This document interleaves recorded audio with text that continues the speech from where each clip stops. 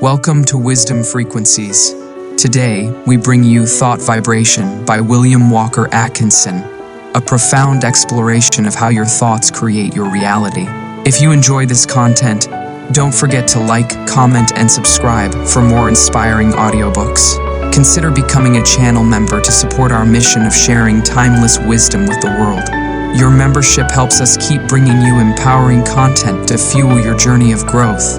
Let's get started. Chapter 1. The Law of Attraction in the Thought World. The universe is governed by law, one great law. Its manifestations are multiform, but viewed from the ultimate there is but one law. We are familiar with some of its manifestations, but are almost totally ignorant of certain others. Still, we are learning a little more every day. The veil is being gradually lifted. We speak learned thought waves and their proy of the law of gravitation, but ignore that equally wonderful manifestation, the law of attraction in the thought world. We are familiar with that wonderful manifestation of law which draws and holds together the atoms of which matter is composed. We recognize the power of the law that attracts bodies to the earth, that holds the circling worlds in their places, but we close our eyes to the mighty law that draws to us the things we desire or fear, that makes or mars our lives. When we come to see that thought as a force, a manifestation of energy, having a magnet-like power of attraction, we will begin to understand the why and wherefore of many things that have heretofore seemed dark to us. There is no study that will so well repay the student for his time and trouble as the study of the workings of this mighty law of the world of thought, the law of attraction. When we think we send out vibrations of a fine ethereal substance, which are as real as the vibrations manifesting light, heat, electricity, magnetism, that these vibrations are not evident to our five senses is no proof that they do not exist. A powerful magnet will send out vibrations and exert a force sufficient to attract to itself a piece of steel weighing 100 pounds, but we can neither see, taste, smell, hear, nor feel the mighty force. These thought vibrations likewise cannot be seen, tasted, smelled, heard, nor felt in the ordinary way. Although it is true there are on record cases of persons peculiarly sensitive to psychic impraise, scions who have perceived powerful thought waves, and very many of us can testily that we have distinctly felt the thought vibrations of others, both whilst in the presence of the sender and at a distance. Telepathy and its kindred phenomena are not idle dreams. Light and heat are manifested by vibrations of a far lower intensity than those of thought, but the difference is solely in the rate of vibration. The annals of science throw an interesting light upon this question. Prof. Elisha Gray, an eminent scientist, says in his little book, The Miracles of Nature, there is much food for speculation in the thought that there exist sound waves that no human ear can hear, and color waves of light that no eye can see.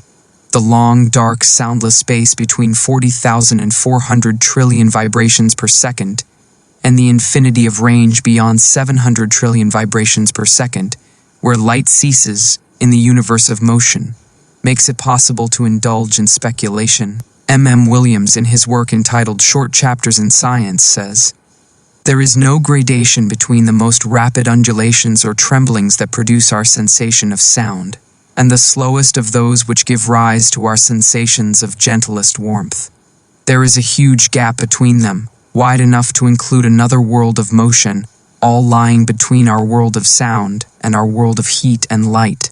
And there is no good reason whatever for supposing that matter is incapable of such intermediate activity, or that such activity may not give rise to intermediate sensations, provided there are organs for taking up and sensifying their movements.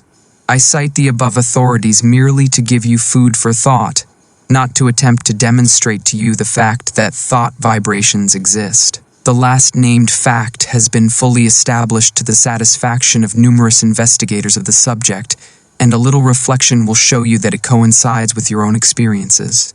We often hear repeated the well-known mental science statement, thoughts are things, and we say these words over without consciously realizing just what is the meaning of the statement. If we fully comprehended the truth of the statement and the natural consequences of the truth back of it, we should understand many things which have appeared dark to us, and would be able to use the wonderful power, thought force, just as we use any other manifestation of energy.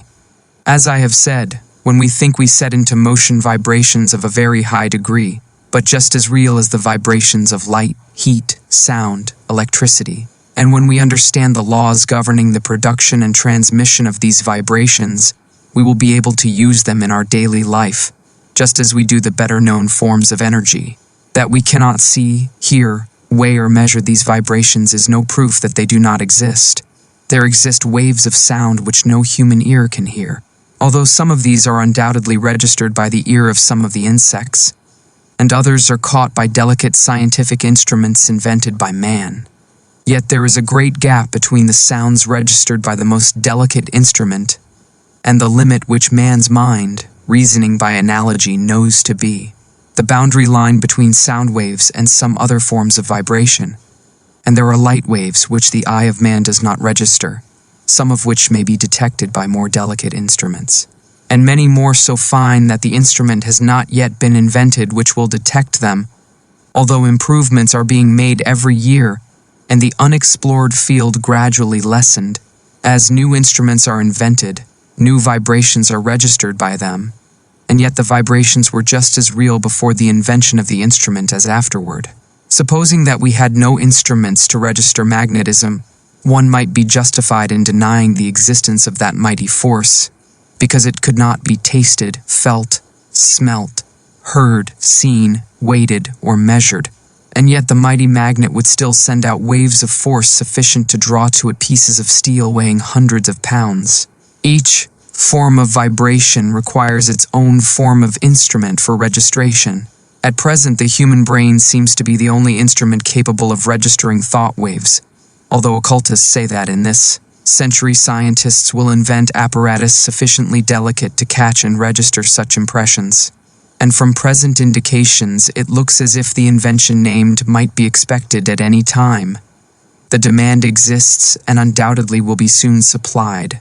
But to those who have experimented along the lines of practical telepathy, no further proof is required than the results of their own experiments. We are sending out thoughts of greater or less intensity all the time, and we are reaping the results of such thoughts.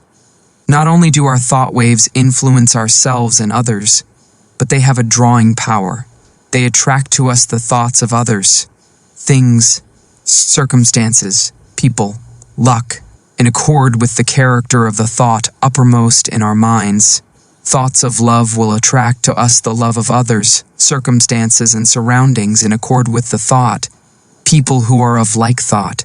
Thoughts of anger, hate, envy, malice, and jealousy will draw to us the foul brood of kindred thoughts emanating from the minds of others, circumstances in which we will be called upon to manifest these vile thoughts and will receive them in turn from others, people who will manifest in harmony, and so on. A strong thought, or a thought, long continued, will make us the center of attraction for the corresponding thought waves of others. Like attracts like in the thought world, as ye sow, so shall ye reap. Birds of a feather flock together in the thought world. Curses like chickens come home to roost, and bringing their friends with them. The man or woman who is filled with love sees love on all sides and attracts the love of others. The man with hate in his heart gets all the hate he can stand. The man who thinks fight generally runs up against all the fight he wants before he gets through.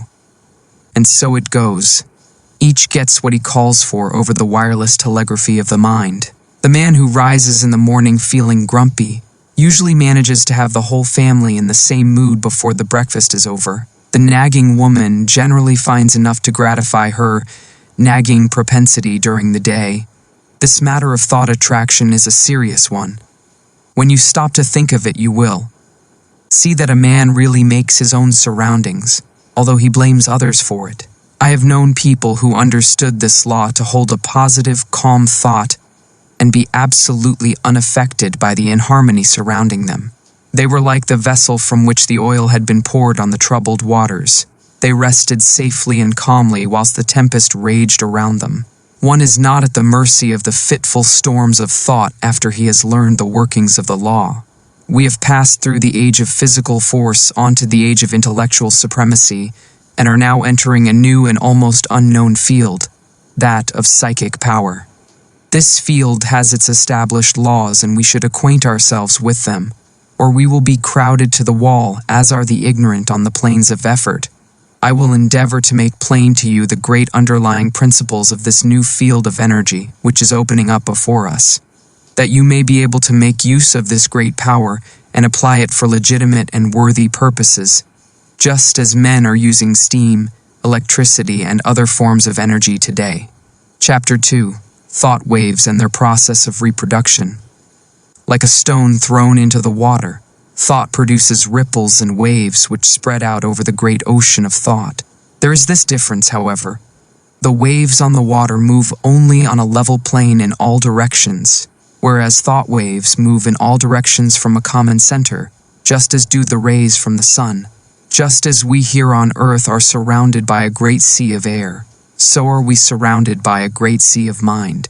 Our thought waves move through this vast mental ether, extending, however, in all directions, as I have explained, becoming somewhat lessened in intensity according to the distance traversed.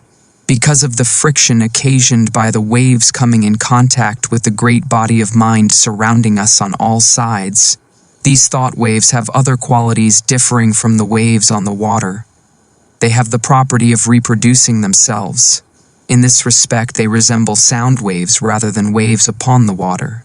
Just as a note of the violin will cause the thin glass to vibrate and sing, so will a strong thought tend to awaken similar vibrations in minds attuned to receive it. Many of the stray thoughts which come to us are but reflections or answering vibrations to some strong thought sent out by another.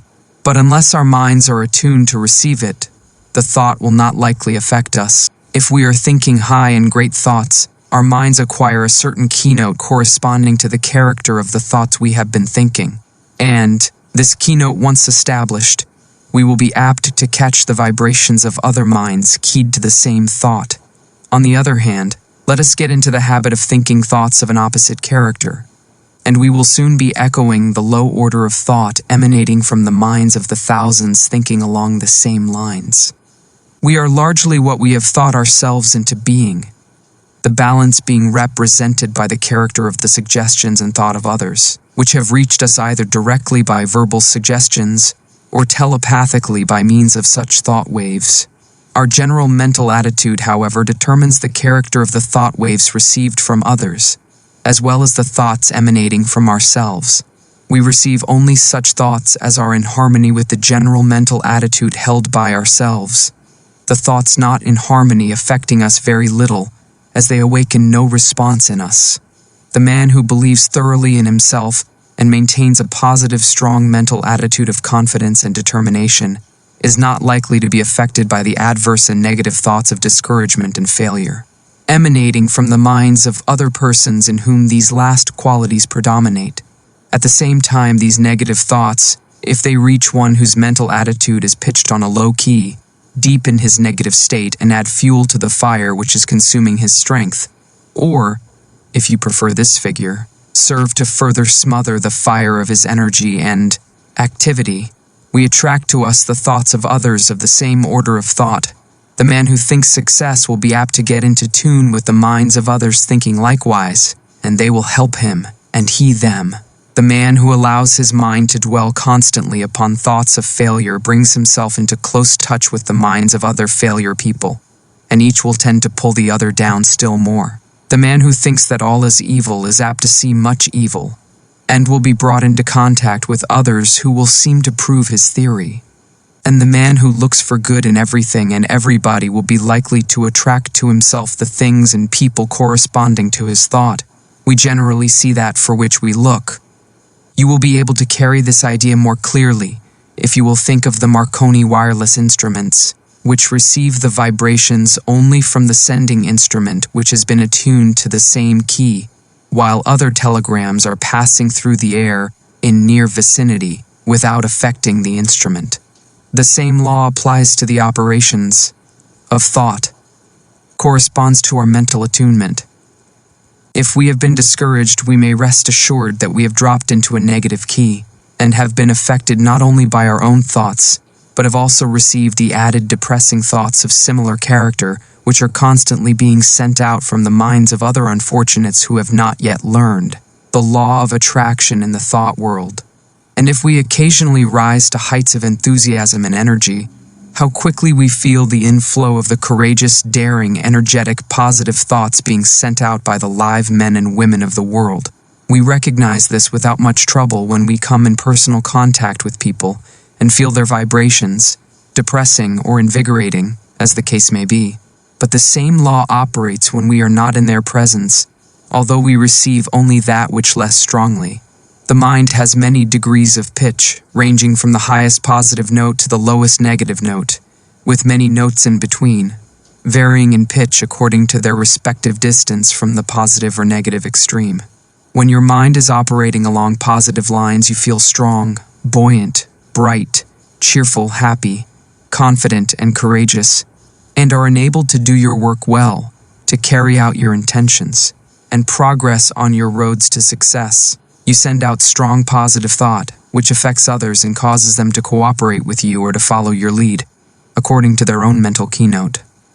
When you are playing on the extreme negative end of the mental keyboard, you feel depressed, weak, passive, dull, fearful, cowardly, and you find yourself unable to make progress or to succeed, and your effect upon others is practically nil.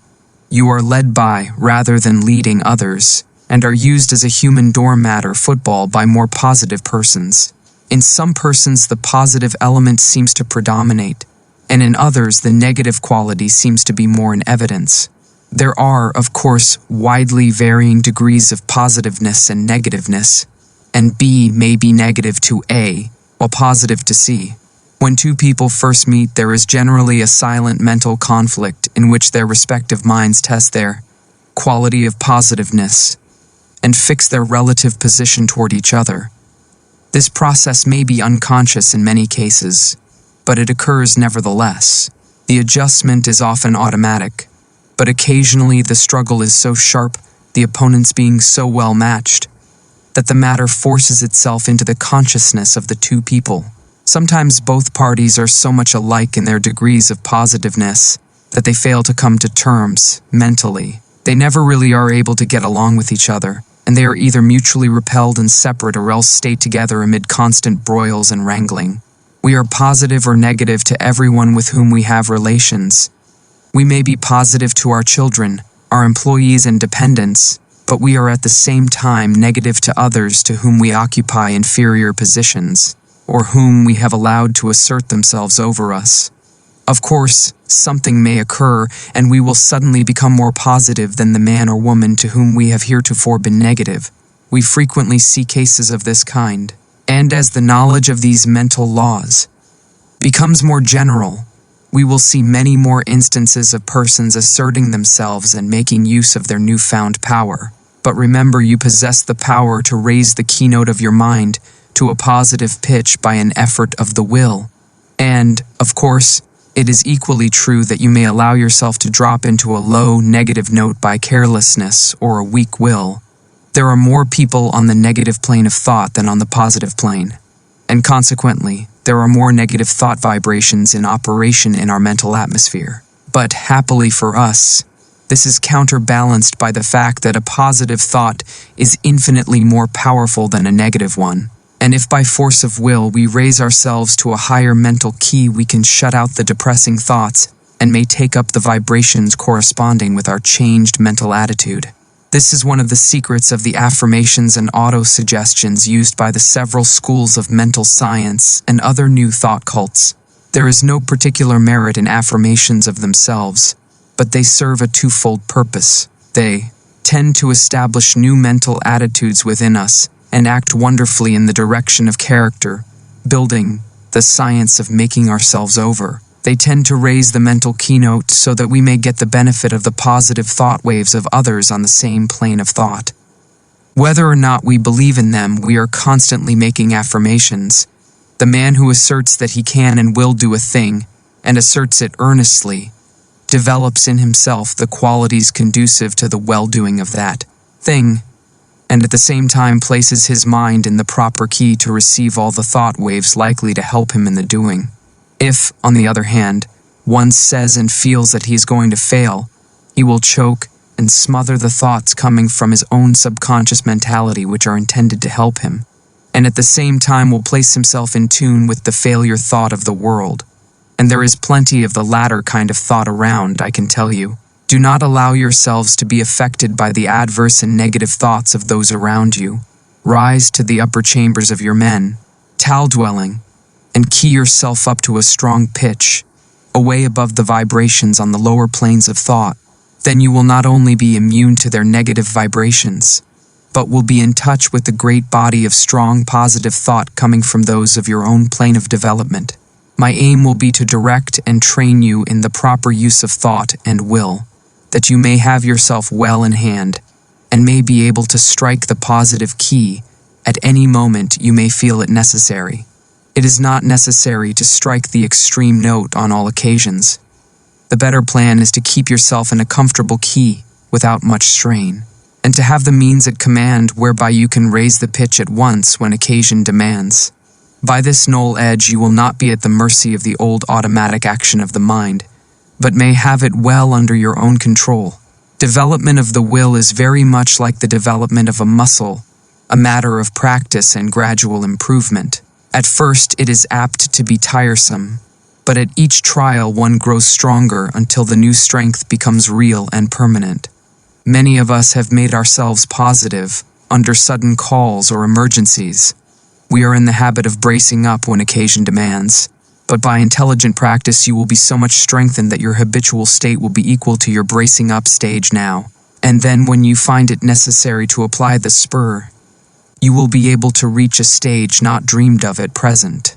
Do not understand me as advocating a high tension continuously. This is not at all desirable, not only because it is apt to be too much of a strain upon you, but also because you will find it desirable to relieve the tension at times and become receptive that you may absorb impressions. It is well to be able to relax and assume a certain degree of receptiveness, knowing that you are always able to spring back to the more positive state at will. The habitually strongly positive man loses much enjoyment and recreation. Positive, you give out expressions. Receptive, you take in impressions. Positive, you are a teacher. Receptive, a pupil. It is not only a good thing to be a good teacher, but it is also very important to be a good listener at times. Chapter 3, A Talk About the Mind. Man has but one mind, but he has many mental faculties, each faculty being capable of functioning along two different lines of mental effort. There are no distinct dividing lines separating the two several functions of a faculty, but they shade into each other, as do the colors of the spectrum. An active effort of any faculty of the mind is the result of a direct impulse imparted at the time of the effort.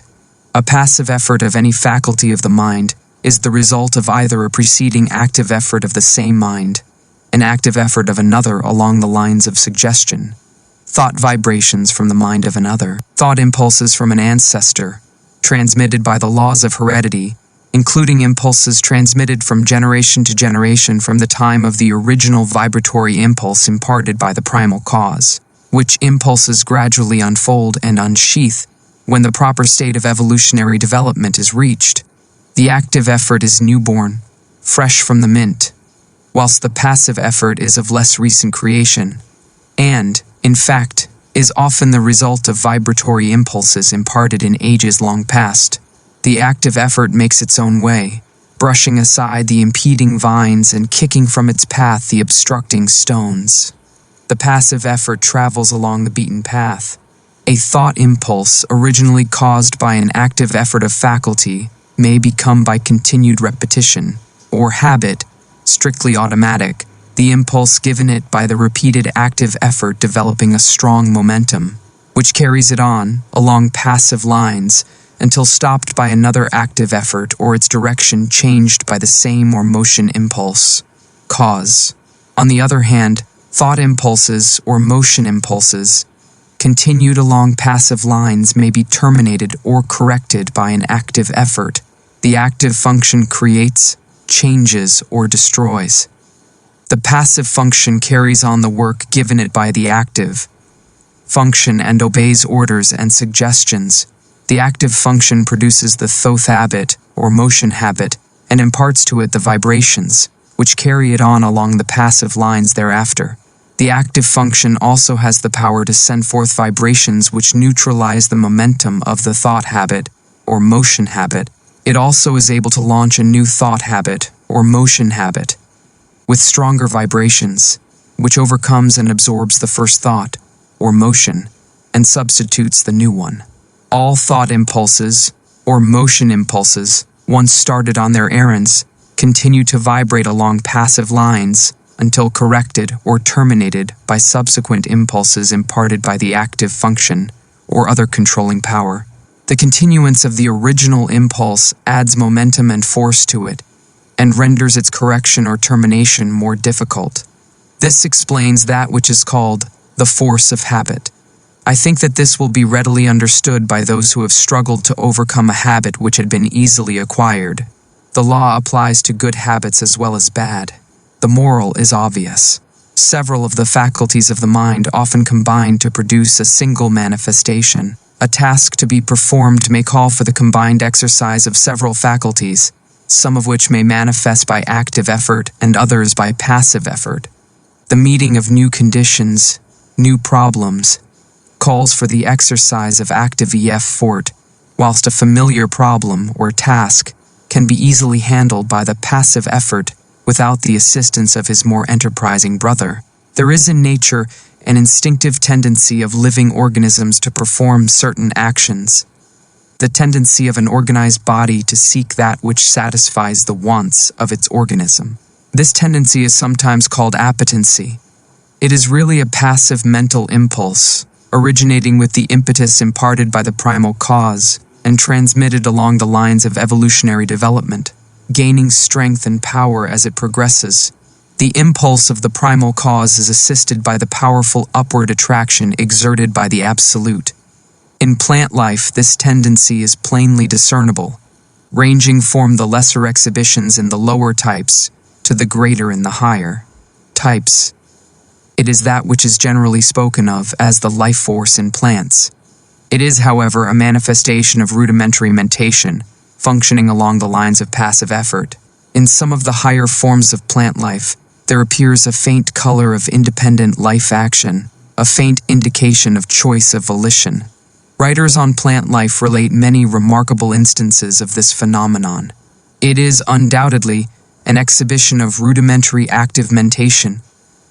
In the lower animal kingdom, a very high degree of passive mental effort is found, and varying in degree in the several families and species, a considerable amount of active mentation is apparent. The lower animal undoubtedly possesses reason only in a lesser degree than man, and, in fact, the display of volitional mentation exhibited by an intelligent animal is often nearly as high as that shown by the lower types of man or by a young child. As a child, before birth, shows in its body the stages of the physical evolution of man, so does a child, before and after birth until maturity, manifest the stages of the mental evolution of man. Man, the highest type of life yet produced, at least upon this planet, shows the highest form of passive mentation, and also a much higher development of active mentation than is seen in the lower animals. And yet the degrees of that power vary widely among the different races of men. Even among men of our race, the different degrees of active mentation are plainly noticeable, these degrees not depending by any means upon the amount of culture, social position, or educational advantages possessed by the individual. Mental culture and mental development are two very different things. You have but to look around you to see the different stages of the development of active mentation in man. The reasoning of many men is scarcely more than passive mentation, exhibiting but little of the qualities of volitional thought. They prefer to let other men think for them. Active mentation tires them, and they find the instinctive, automatic, passive mental process much easier. Their minds work along the lines of least resistance. They are but little more than human sheep among the lower animals and the lower types. Of men, active mentation is largely confined to the grosser faculties. the more material plane, the higher mental faculties working along the instinctive, automatic lines of the passive function. As the lower forms of life progressed in the evolutionary scale, they developed new faculties which were latent within them. These faculties always manifested in the form of rudimentary passive functioning, and afterwards worked up through higher passive forms, until the active functions were brought into play. The evolutionary process still continues, the invariable tendency being toward the goal of highly developed active mentation. This evolutionary progress is caused by the vibratory impulse imparted by the primal cause, aided by the uplifting attraction of the Absolute. This law of evolution is still in progress, and man is beginning to develop new powers of mind, which, of course, are first manifesting themselves along the lines of passive effort. Some men have developed these new faculties to a considerable degree, and it is possible that before long man will be able to exercise them along the line of their active functions. In fact, this power has already been attained by a few. This is the secret of the Oriental occultists, and of some of their Occidental brethren. The amenability of the mind to the will can be increased by properly directed practice.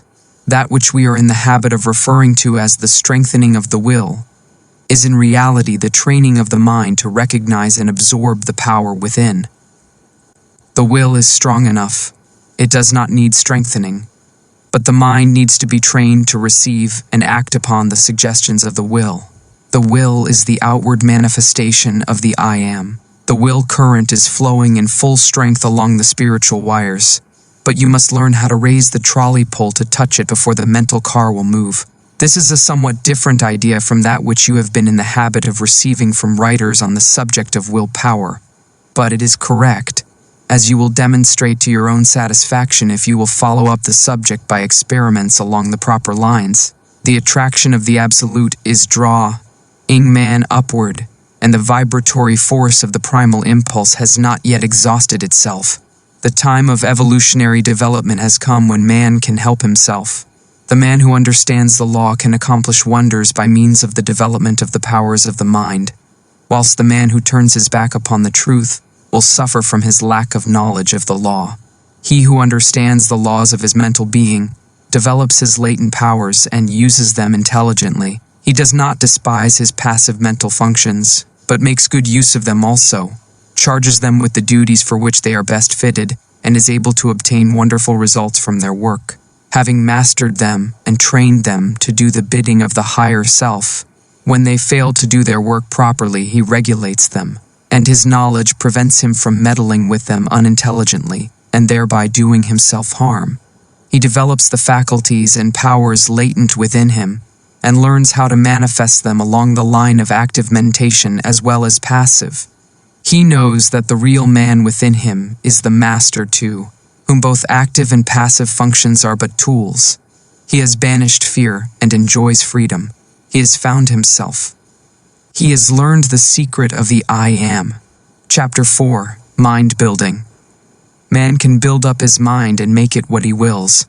In fact, we are mind building every hour of our lives, either consciously or unconsciously.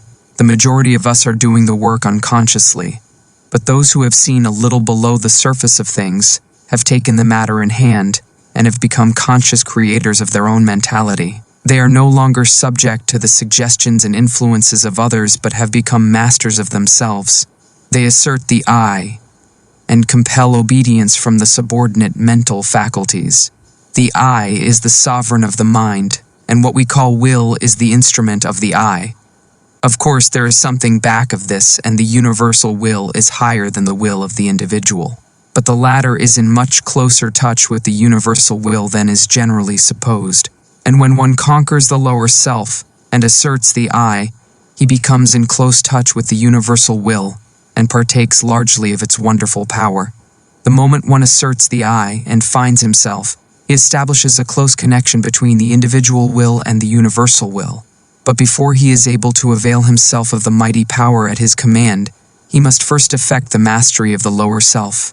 Think of the absurdity of man claiming to manifest powers when he is the slave of the lower parts of his mental being, which should be subordinate. Think of a man being the slave of his moods, passions, animal appetites, and lower faculties, and at the same time trying to claim the benefits of the will. Now, I am not preaching asceticism, which seems to me to be a confession of weakness. I am speaking of self-mastery, the assertion of the I over the subordinate parts of oneself. In the higher view of the subject, this I is the only real self, and the rest is the non-self. But our space does not permit the discussion of this point, and we will use the word self as meaning the entire man, before a man can assert the I in its full strength. He must obtain the complete mastery of the subordinate parts of the self. All things are good when we learn to master them, but no thing is good when it masters us. Just so long as we allow the lower portions of the self to give us orders, we are slaves. It is only when the I mounts his throne and lifts the scepter that order is established and things assume their proper relation to each other. We are finding no fault with those who are swayed by their lower selves.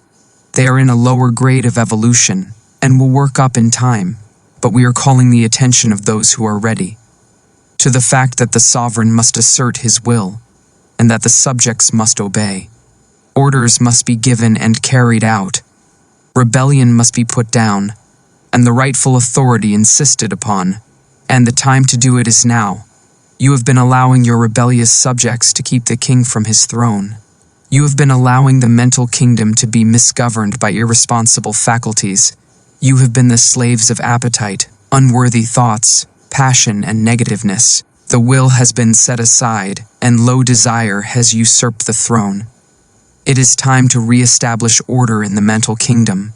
You are able to assert the mastery over any emotion, appetite, passion, or class of thoughts by the assertion of the will. You can order fear to go to the rear, jealousy to leave your presence, hate to depart from your sight, anger to hide itself, worry to cease troubling you, uncontrolled appetite and passion to bow in submission, and to become humble slaves instead of masters. All by the assertion of the I. You may surround yourself with the glorious company of courage, love, and self-control by the same means. You may put down the rebellion and secure peace and order in your mental kingdom if you will, but utter the mandate and insist upon its execution. Before you march forth to empire, you must establish the proper internal condition, must show your ability to govern your own kingdom. The first battle is the conquest of the lesser self by the real self. Affirmation. I am asserting the mastery of my real self. Repeat these words earnestly and positively during the day at least once an hour, and particularly when you are confronted with conditions which tempt you to act on the lines of the lesser self instead of following the course dictated by the real self. In the moment of doubt and hesitation, say these words earnestly, and your way will be made clear to you. Repeat them several times after you retire and settle yourself to sleep, but be sure to back up the words with the thought inspiring them, and do not merely repeat them parrot-like. Form the mental image of the real self, asserting its mastery over the lower planes of your mind. See the king on his throne. You will become conscious of an influx of new thought, and things which have seemed hard for you will suddenly become much easier. You will feel that you have yourself well in hand, and that you are the master and not the slave. The thought you are holding will manifest itself in action, and you will steadily grow to become that which you have in mind. Exercise. Fix the mind firmly on the higher self, and draw inspiration from it when you feel led to yield to the promptings of the lower part of your nature. When you are tempted to burst into anger, assert the I, and your voice will drop. Anger is unworthy of the developed self. When you feel vexed and cross, remember what you are, and rise above your feeling. When you feel fearful, remember that the real self fears nothing, and assert courage. When you feel jealousy inciting, think of your higher nature, and laugh, and so on, asserting the real self, and not allowing the things on the lower plane of mentality to disturb you. They are unworthy of you, and must be taught to keep their places.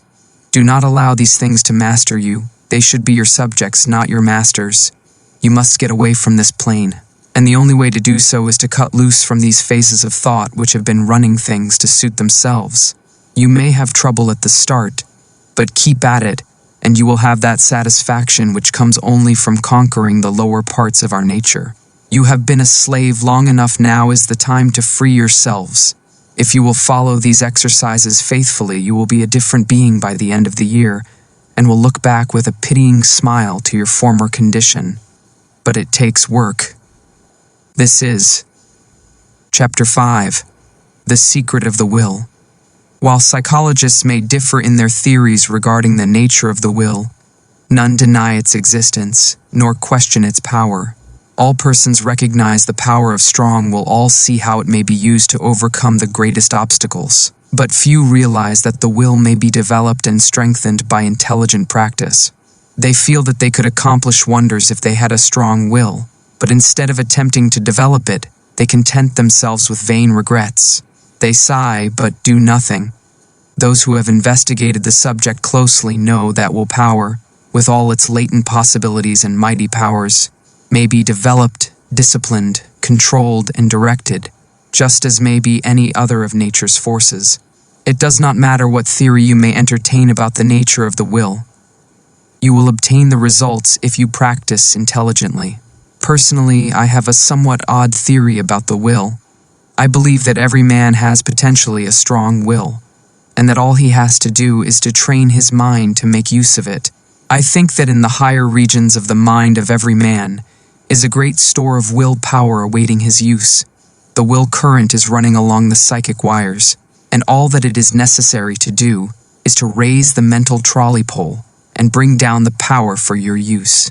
And the supply is unlimited, for your little storage battery is connected with the great powerhouse of the universal willpower, and the power is inexhaustible. Your will does not need training, but your mind does. The mind is the instrument, and the supply of willpower is proportionate to the fineness of the instrument through which it manifests. But you needn't accept this theory if you don't like it. This lesson will fit your theory as well as mine. He who has developed his mind so that it will allow the willpower to manifest through it has opened up wonderful possibilities for him.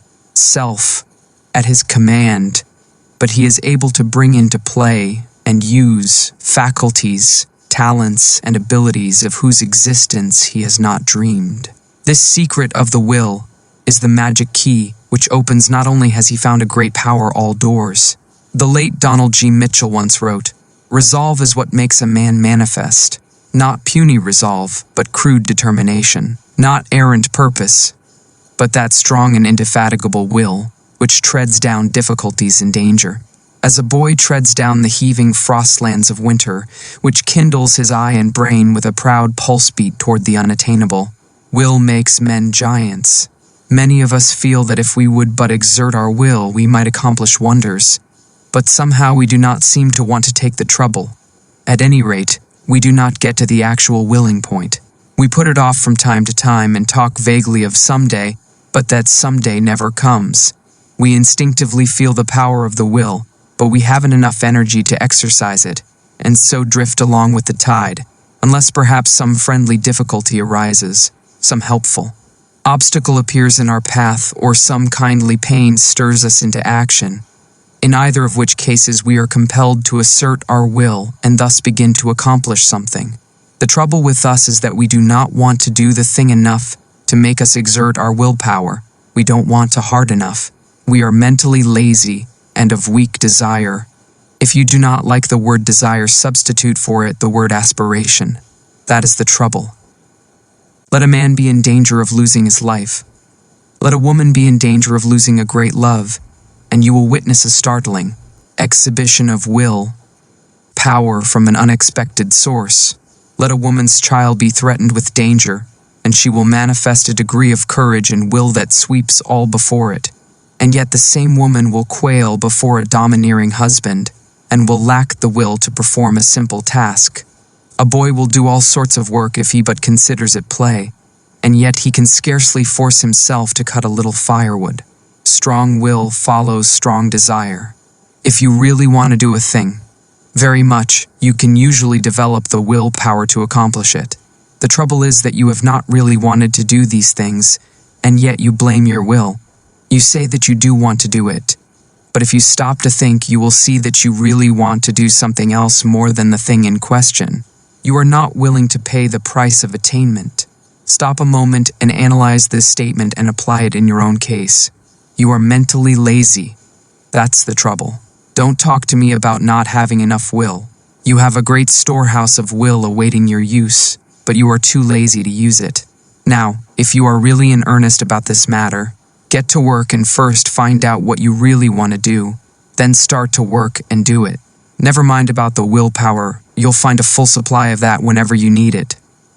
The thing to do is to get to the point where you will resolve to do, that the real test, the resolving. Think of these things a little, and make up your mind whether or not you really want to be a wily or sufficiently hard to get to work. Many excellent essays and books have been written on this subject, all of which agree regarding the greatness of willpower, the most enthusiastic terms being used, but few have anything to say about how this power may be acquired by those who have it not, or who possess it in but a limited degree.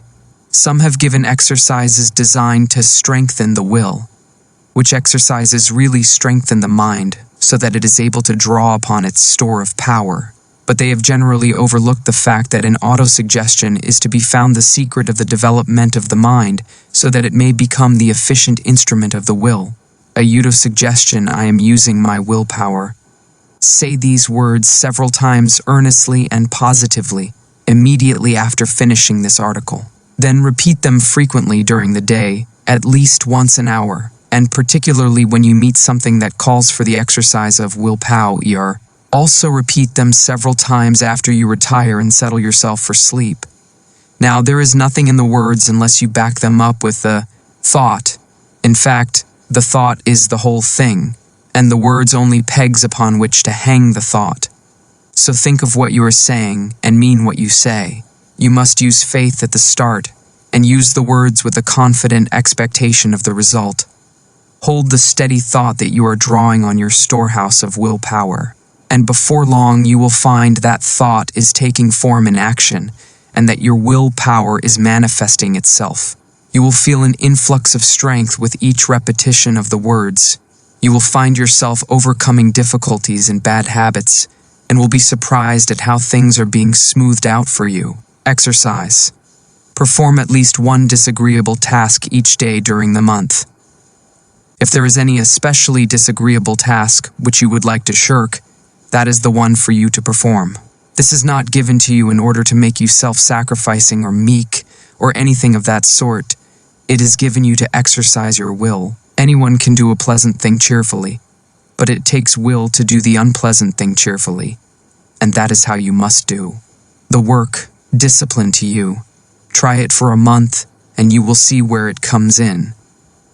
If you shirk this exercise, you would better stop right here and acknowledge that you do not want willpower, and are content to stay where you are and remain a weakling.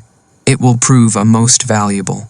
Chapter 6. How to become immune to injurious thought attraction. The first thing to do is to begin to cut out fear and worry. Fear thought is the cause of much unhappiness and many failures. You have been told this thing over and over again, but it will bear repeating. Fear is a habit of mind which has been fastened upon us by negative race thought, but from which we may free ourselves by individual effort and perseverance. Strong expectancy is a powerful magnet. He of the strong confident desire attracts to him the things best calculated to aid him, persons, things, circumstances, surroundings. If he desires them hopefully, trustfully, confidently, calmly, and equally true, he who fears a thing generally manages to start into operation forces which will cause the thing he feared to come upon him. Don't you see?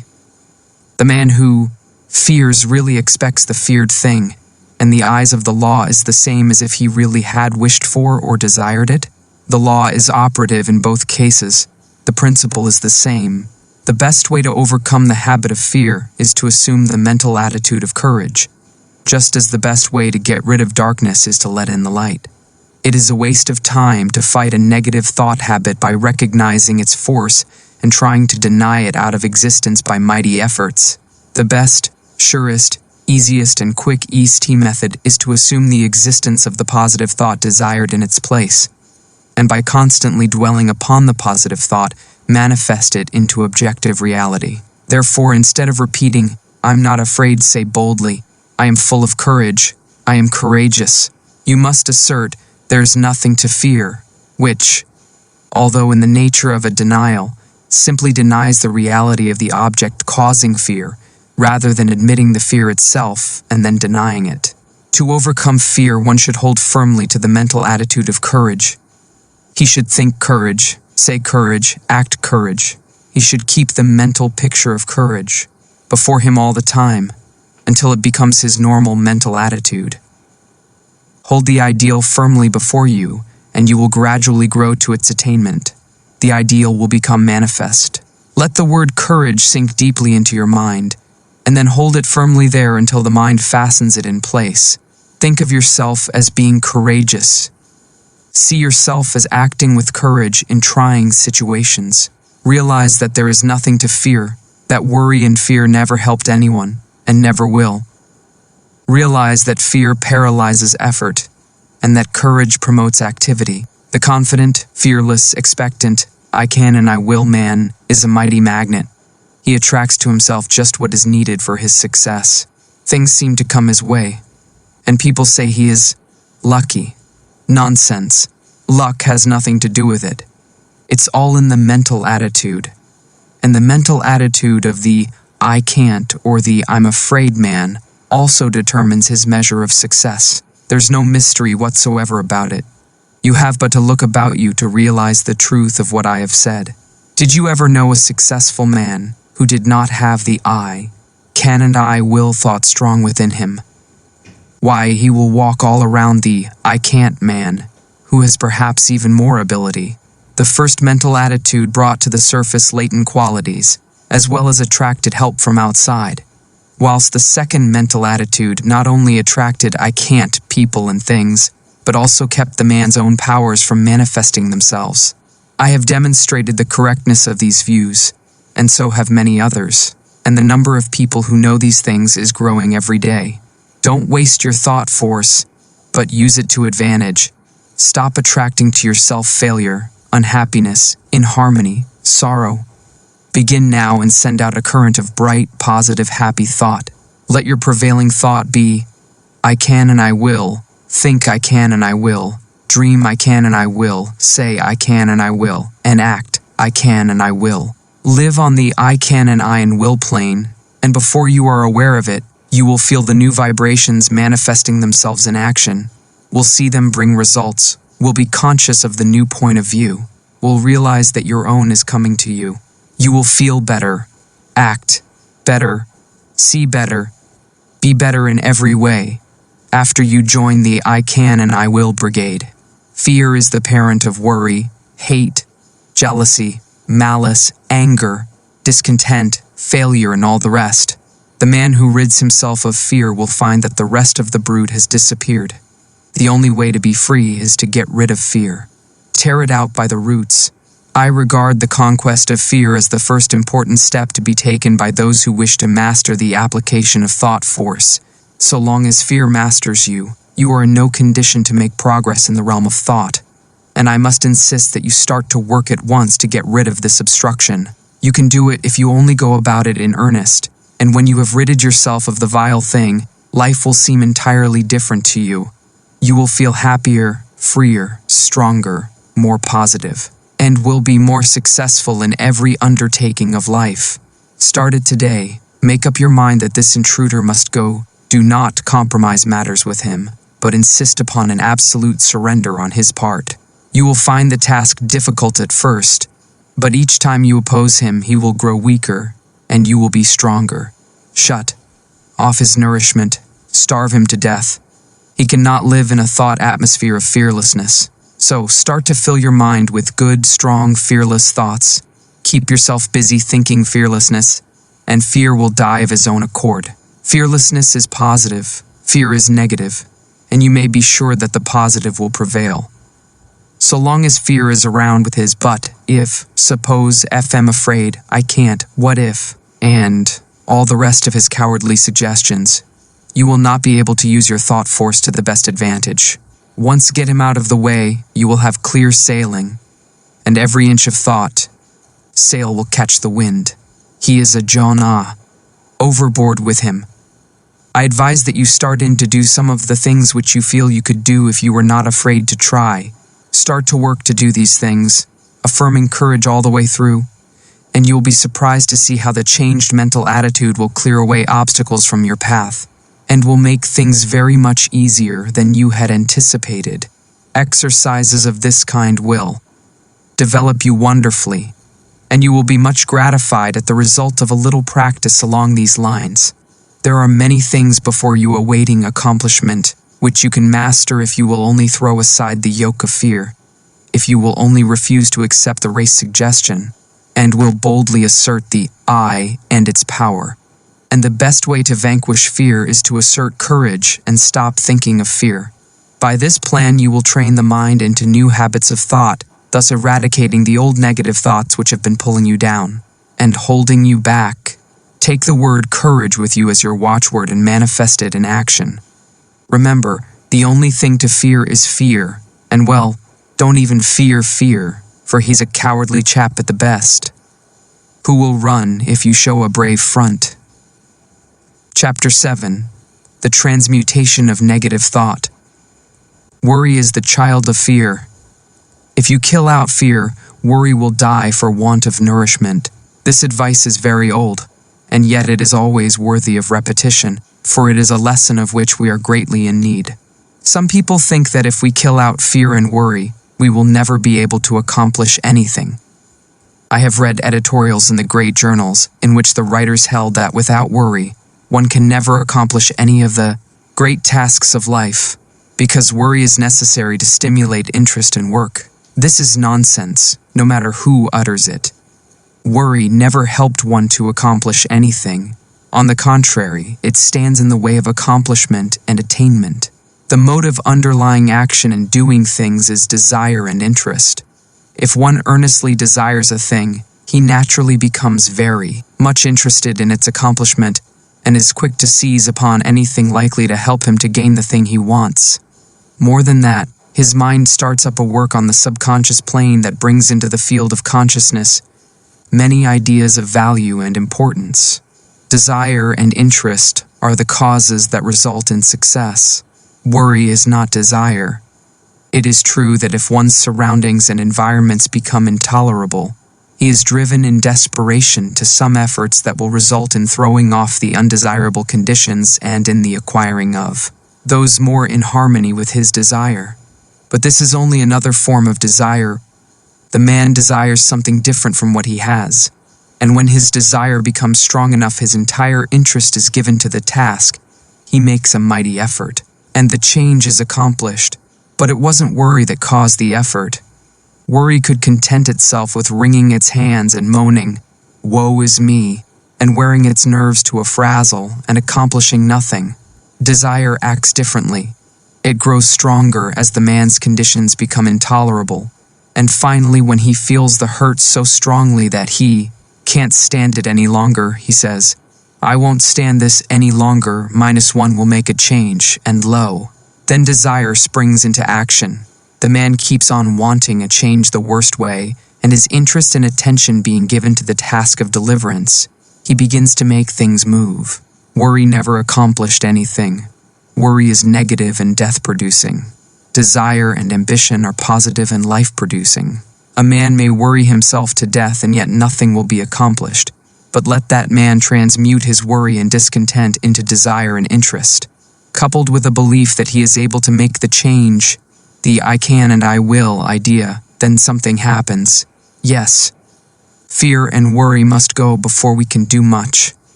One must proceed to cast out these negative intruders and replace them with confidence and hope. Transmute worry into keen desire. Then you will find that interest is awakened, and you will begin to think things of interest to you. Thoughts will come to you from the great reserve stock in your mind, and you will start to manifest them in action. Moreover, you will be placing yourself in harmony with similar thoughts of others, and will draw to you aid and assistance from the great volume of thought waves with which the world is filled. One draws to himself thought waves, corresponding in character with the nature of the prevailing thoughts in his one mind, his mental attitude. Then again he begins to set into motion the great law of attraction, whereby he draws to him others likely to help him, and is, in turn, attracted to others who can aid him. This law of attraction is no joke, no metaphysical absurdity, but is a great live working principle of nature, as anyone may learn by experimenting and observing. To succeed in anything, you must want it very much. Desire must be in evidence in order to attract. The man of weak desires attracts very little to himself. The stronger the desire, the greater the force set into motion. You must want a thing hard enough before you can get it. You must want it more than you do the things around you, and you must be prepared to pay the price for it. The price is the throwing overboard of certain lesser desires that stand in the way of the accomplishment of the greater one. Comfort, ease, leisure, amusements, and many other things may have to go. It all depends on what you want. As a rule, the greater the thing desired, the greater the price to be paid for it. Nature believes in adequate compensation, but if you really desire a thing in earnest, you will pay the price without question, for the desire will dwarf the importance of the other things. You say that you want a thing very much, and are doing everything possible toward its attainment? Pshaw! You are only playing desire. Do you want the thing as much as a prisoner wants freedom? As much as a dying man wants life? Look at the almost miraculous things accomplished by prisoners desiring freedom. Look how they work through steel plates and stone walls with a bit of stone. Is your desire as strong as that? Do you work for the desired thing, as if your life depended upon it? Nonsense. You don't know what desire is. I tell you, if a man wants a thing as much as the prisoner wants freedom, or as much as a strongly vital man wants life, then that man will be able to sweep away obstacles and impediments apparently immovable. The key to attainment is desire, confidence, and will. This key will open many doors. Fear paralyzes desire. It scares the life out of it. You must get rid of fear. There have been times in my life when fear would get hold of me and take a good, firm grip on my vitals, and I would lose all hope, all interest, all ambition, all desire. But thank the Lord, I have always managed to throw off the grip of the monster and face my difficulty like a man, and lo, things would seem to be straightened out for me somehow. Either the difficulty would melt away, or I would be given means to overcome or get around or under or over it. It is strange how this works. No matter how great is the difficulty, when we finally face it with courage and confidence in ourselves, we seem to pull through somehow, and then we begin to wonder what we were scared about. This is not a mere fancy. It is the working of a mighty law, which we do not as yet fully understand, but which we may prove at any time. People often ask, "It's all very well for you." New thought people to say, "Don't worry."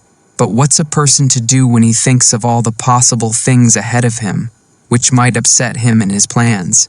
Well, all that I can say is that the man is foolish to bother about thinking of troubles to come at some time in the future.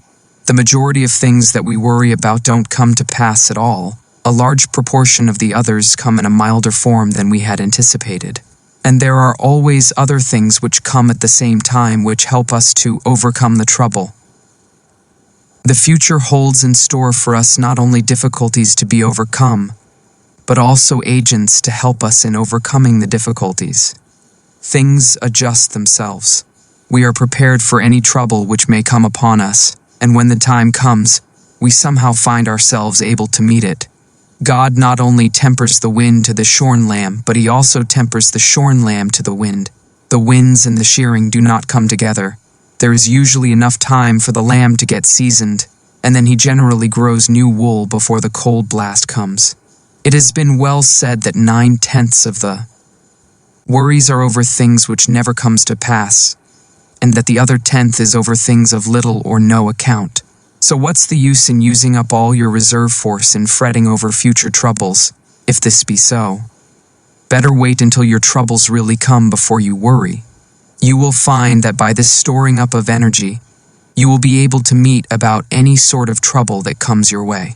What is it that uses up all the energy in the average man or woman anyway?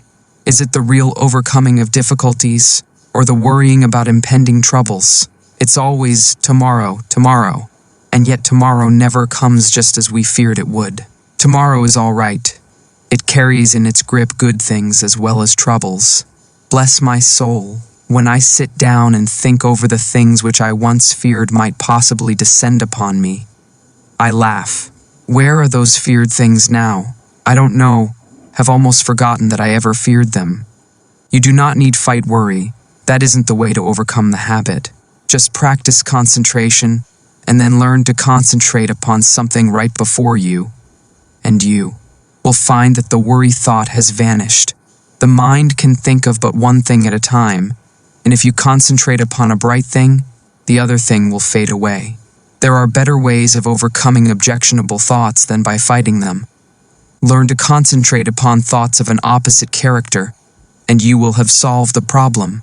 When the mind is full of worry thoughts, it cannot find time to work out plans to benefit you. But when you have concentrated upon bright, helpful thoughts, you will discover that it will start to work subconsciously, and when the time comes you will find all sorts of plans and methods by which you will be able to meet the demands upon you. Keep your mental attitude right, and all things will be added unto you. There's no sense in worrying. Nothing has ever been gained by it, and nothing ever will be. Bright, cheerful, and happy thoughts attract bright, cheerful, and happy things to us. Worry drives them away. Cultivate the right mental attitude. Chapter 8. The Law of Mental Control. Your thoughts are either faithful servants or tyrannical masters, just as you allow them to be. You have the say about it, take your choice. They will either go about your work under direction of the firm will, doing it the best they know how, not only in your waking hours, but when you are asleep.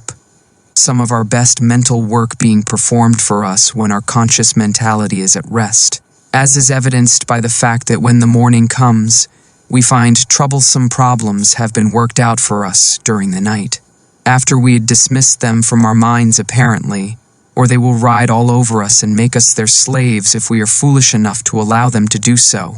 More than half the people of the world are slaves of every vagrant thought which may see fit to torment them.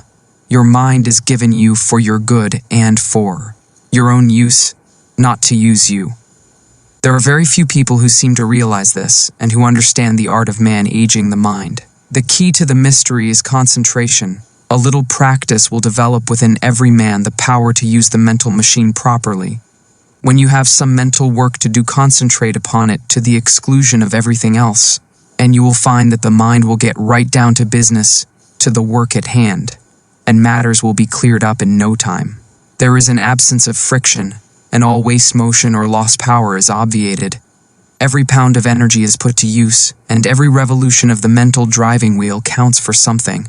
It pays to be able to be a competent mental engineer, and the man who understands how to run his mental engine knows that one of the important things is to be able to stop it when the work has been done.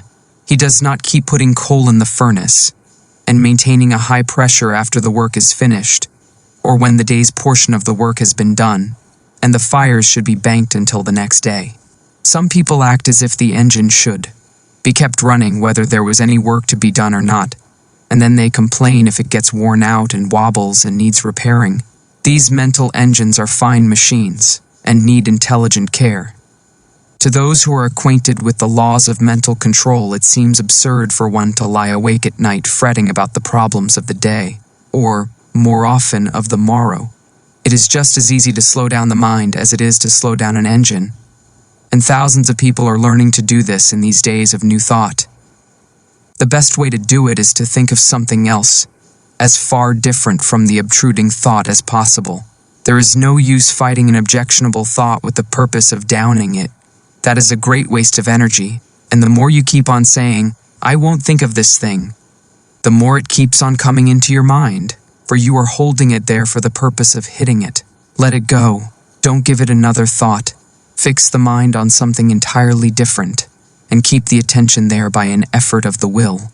A little practice will do much for you in this direction. There is only room for one thing at a time in the focus of attention, so put all your attention upon one thought, and the others will sneak off. Try it for yourself. Chapter 9. Asserting the Life Force. I have spoken to you of the advantage of getting rid of fear. Now I wish to put life into you. Many of you have been going along as if you were dead. No ambition, no energy, no vitality, no interest, no life. This will never do. You are stagnating. Wake up and display a few signs of life. This is not the place in which you can stalk around like a living corpse. This is the place for wide-awake, active, live people. And a good general awakening is what is needed, although it would take nothing less than a blast from Gabriel's trumpet to awaken some of the people who are stalking around thinking that they are alive, but who are really dead to all that makes life worthwhile. We must let life flow through us and allow it to express itself naturally. Do not let the little worries of life, or the big ones either, depress you and cause you to lose your vitality. Assert the life force within you and manifest it in every thought, act, and deed. And before long you will be exhilarated and fairly bubbling over with vitality and energy. Put a little life into your work, into your pleasures, into yourself. Stop doing things in a half-headed way and begin to take an interest in what you are doing, saying, and thinking. It is astonishing how much interest we may find in the ordinary things of life if we will only wake up. There are interesting things all around us, interesting events occurring every moment, but we will not be aware of them unless we assert our life force and begin to actually live instead of merely existing. No man or woman ever amounted to anything unless he or she put life into the tasks of everyday life, the acts, the thoughts. What the world needs is live men and women. Just look into the eyes of the people whom you meet and see how few of them are really alive. The most of them lack that expression of conscious life which distinguishes the man who lives from the one who simply exists. I want you to acquire this sense of conscious life so that you may manifest it in your life and show what mental science has done for you. I want you to get to work today and begin to make yourselves over according to the latest pattern. You can do this if you will only take the proper interest in the task. Affirmation and exercise. Fix in your mind the thought that the I within you is very much alive and that you are manifesting life fully, mentally and physically. And keep this though there, aiding yourself with constant repetitions of the watchword. Don't let the thought escape you, but keep pushing it back into the mind. Keep it before the mental vision as much as possible. Repeat the watchword when you awaken in the morning. Say it when you retire at night, and say it at meal times, and whenever else you can during the day, at least once an hour. Form the mental picture of yourself as filled with life and energy. Live up to it as far as possible. When you start in to perform a task, say, I am alive, and mix up as much life as possible in the task. If you find yourself feeling depressed, say, I am alive, and then take a few deep breaths. And with each inhalation, let the mind hold the thought that you are breathing in strength and life. And as you exhale, hold the thought that you are breathing out all the old, dead, negative conditions and are glad to get rid of them. Then finish up with an earnest, vigorous affirmation, I am alive, and mean it when you say it too. And let your thoughts take form in action. Don't rest content with merely saying that you are alive, but prove it with your acts. Take an interest in doing things, and don't go around mooning or daydreaming. Get down to business and live. Chapter 10. Training the Habit Mind. Professor William James, the well-known teacher of and writer upon psychology, very truly says, the great thing in all education is to make our nervous system our ally instead of our enemy. For this we must make automatic and habitual, as early as possible, as many useful actions as we can, and as carefully guard against growing into ways that are likely to be disadvantageous. In the acquisition of a new habit, or the leaving off of an old one, we must take care to launch ourselves with as strong and decided initiative as possible. Never suffer an exception to occur until the new habit is securely rooted in your life. Seize the very first possible opportunity to act on every resolution you make and on every emotional prompting you may experience, in the direction of the habits you aspire to gain. This advice is along the lines familiar to all students of mental science, but it states the matter more plainly than the majority of us have done. It impresses upon us the importance of passing on to the subconscious mind the proper impulses, so that they will become automatic and second nature. Our subconscious mentality is a great storehouse for all sorts of suggestions from ourselves and others, and, as it is the habit mind, we must be careful to send it the proper material from which it may make habits.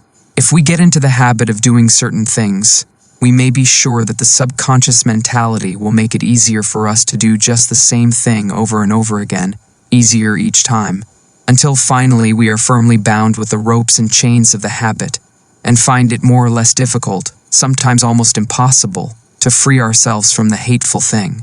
We should cultivate good habits against the hour of need. The time will come when we will be required to put forth our best efforts, and it rests with us today whether that hour of need shall find us doing the proper thing automatically and almost without thought, or struggling to do it bound down and hindered, with the chains of things opposed to that which we desire at that moment. We must be on guard at all times to prevent the forming of undesirable habits. There may be no special harm in doing a certain thing today, or perhaps again tomorrow, but there may be much harm in setting up the habit of doing that particular thing. If you are confronted with the question, which of these two things should I do? The best answer is, I will do that which I would like to become a habit with me. In forming a new habit, or in breaking an old one, we should throw ourselves into the task with as much enthusiasm as possible. In order to gain the most ground before the energy expends itself, when it meets with friction from the opposing habits already formed, we should start in by making as strong an impression as possible upon the subconscious mentality. Then we should be constantly on guard against temptations to break the new resolution just this once. This just once idea kills off more good resolutions than any other one cause. The moment you yield just this once, you introduce the thin edge of the wedge that will, in the end, split your resolution into pieces. Equally important is the fact that each time you resist temptation, the stronger does your resolution become. Act upon your resolution as early and as often as possible. As with every manifestation of thought in action, the stronger does it become. You are adding to the strength of your original resolution every time you back it up with action. The mind has been likened to a piece of paper that has been folded. Ever afterwards, it has a tendency to fold in the same crease, unless we make a new crease or fold, when it will follow the last lines. And the creases are habits. Every time we make one, it is so much easier for the mind to fold along the same crease afterward. Let us make our mental creases in the right direction. Chapter 11. The Psychology of Emotion. One is apt to think of the emotions as independent from habit.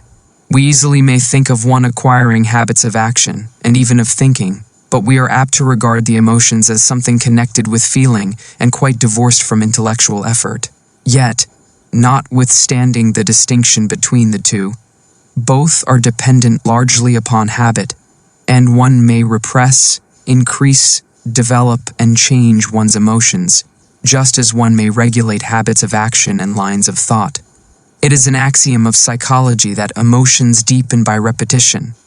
If a person allows a state of feeling to thoroughly take possession of him, he will find it easier to yield to the same emotion the second time, and so on, until the particular emotion or feeling becomes second nature to him. If an undesirable emotion shows itself inclined to take up a permanent abode with you, you would better start to work to get rid of it, or at least to master it. And the best time to do this is at the start, for each repetition renders the habit more firmly entrenched and the task of dislodging it more difficult. Were you ever jealous? If so, you will remember how insidious was its first approach, how subtly it whispered hateful suggestions into your willing ear, and how gradually it followed up such suggestions, until, finally you began to see green. Then you will remember how the thing seemed to grow, taking possession of you until you scarcely could shake it off. You found it much easier to become jealous the next time. It seemed to bring before you all sorts of objects apparently justifying your suspicions and feeling. Everything began to look green. The green-eyed monster waxed fat. And so it is with every feeling or emotion. If you give way to a fit of rage, you will find it easier to become angry the next time, on less provocation. The habit of feeling and acting mean does not take long to firmly settle itself in its new home if encouraged. Worry is a great habit for growing and waxing fat. People start by worrying about big things, and then begin to worry and fret about some smaller thing. And then the merest trifle worries and distresses them. They imagine that all sorts of evil things are about to befall them. If they start on a journey, they are certain there is going to be a wreck. If a telegram comes, it is sure to contain some dreadful tidings. If a child seems a little quiet, the worrying mother is positive it is going to fall ill and die. If the husband seems thoughtful as he revolves some business plan in his mind, then the good wife is convinced that he is beginning to cease to love her, and indulges in a crying spell. And so it goes, worry, worry, worry. Each indulgence making the habit more at home. After a while, the continued thought shows itself in action. Not only is the mind poisoned by the blue thoughts, but the forehead shows deep lines between the eyebrows, and the voice takes on that whining, rasping tone so common among worry-burdened people. The condition of mind known as fault-finding is another emotion that grows fat with exercise. First, fault is found with this thing, then with that, and finally with everything. The person becomes a chronic nagger, a burden to friends and relatives, and a thing to be avoided by outsiders. Women make the greatest naggers, not because men are any better, but simply because a man nagger apt to have the habit knocked out of him by other men who will not stand his nonsense. He find that he is making things too hot for himself, and he reforms, while a woman has more of a chance to indulge in the habit. But this nagging is all a matter of habit. It grows from small beginnings, and each time it is indulged in, it throws out another root, branch, or tendril, and fastens itself the closer to the one who has given it soil in which to grow. Envy, uncharitableness, gossip, scandal-mongering are all habits of this kind. The seeds are in every human breast, and only need good soil and a little watering to become lusty and strong. Each time you give way to one of these negative emotions, the easier do you make it for a recurrence of the same thing, or similar ones. Sometimes by encouraging one unworthy emotion, you find that you have given room for the growth of a whole family of these mental weeds. Now, this is not a good old orthodox preachment against the sin of bad thoughts. It is merely a calling of your attention to the law underlying the psychology of emotion. Nothing new about it, old as the hills, so old that many of us have forgotten all about it. If you wish to manifest these constantly disagreeable and unpleasant traits, and to suffer the unhappiness that comes from them, by all means do so. That is your own business and privilege. It's none of mine, and I am not preaching at you. It keeps me busy minding my own business and keeping an eye on my own undesirable habits and actions. I am merely telling you the law regarding the matter, and you may do the rest. If you wish to choke out these habits, there are two ways open to you. First, whenever you find yourself indulging in a negative thought or feeling, take right hold of it and say to it, firmly and vigorously, "Get out, it won't." 36 William W. Atkinson thought vibration. Like this at first, and will bridle up, curve its back and snarl like an offended cat. But never mind, just say, "Scat" to it. The next time it will not be so confident and aggressive. It will have manifested a little of the fear habit. Each time you repress and choke out a tendency of this kind, the weaker it will become, and the stronger will your will be. Professor James says, refuse to express a passion, and it dies. Count 10 before venting your anger, and its occasion seems ridiculous. Whistling to keep up courage is no mere figure of speech. On the other hand, sit all day in a moping posture, sigh, and reply to everything with a dismal voice, and your melancholy lingers. There is no more valuable precept in moral education than this, as all who have experience know. If we wish to conquer emotional tendencies in ourselves, we must assiduously, and in the first instance, cold-bloodedly, go through the outward movements of those contrary dispositions we prefer to cultivate. Smooth the brow, brighten the eye, contract the dorsal rather than the ventral aspect of the frame, and speak in a major key. Pass the genial compliment. And your heart must be frigid indeed if it does not gradually thaw. Chapter 12. Developing New Brain Cells. I have spoken of the plan of getting rid of undesirable states of feeling by driving them out. But a far better way is to cultivate the feeling or emotion directly opposed to the one you wish to eradicate. We are very apt to regard ourselves as the creatures of our emotions and feelings, and to fancy that these feelings and emotions are we, but such is far from being the truth. It is true that the majority of the race are slaves of their emotions and feelings, and are governed by them to a great degree. They think that feelings are things that rule one, and from which one cannot free himself, and so they cease to rebel. They yield to the feeling without question, although they may know that the emotion or mental trait is calculated to injure them, and to bring unhappiness and failure instead of happiness and success. They say, "We are made that way," and let it go at that. The new psychology is teaching the people better things. It tells them that they are masters of their emotions and feelings, instead of being their slaves. It tells them that brain cells may be developed that will manifest along desirable lines, and that the old brain cells that have been manifesting so unpleasantly may be placed on the retired list and allowed to atrophy from want of use. People may make themselves over and change their entire natures. This is not mere idle theory, but is a working fact which has been demonstrated by thousands of people, and which is coming more and more before the attention of the race.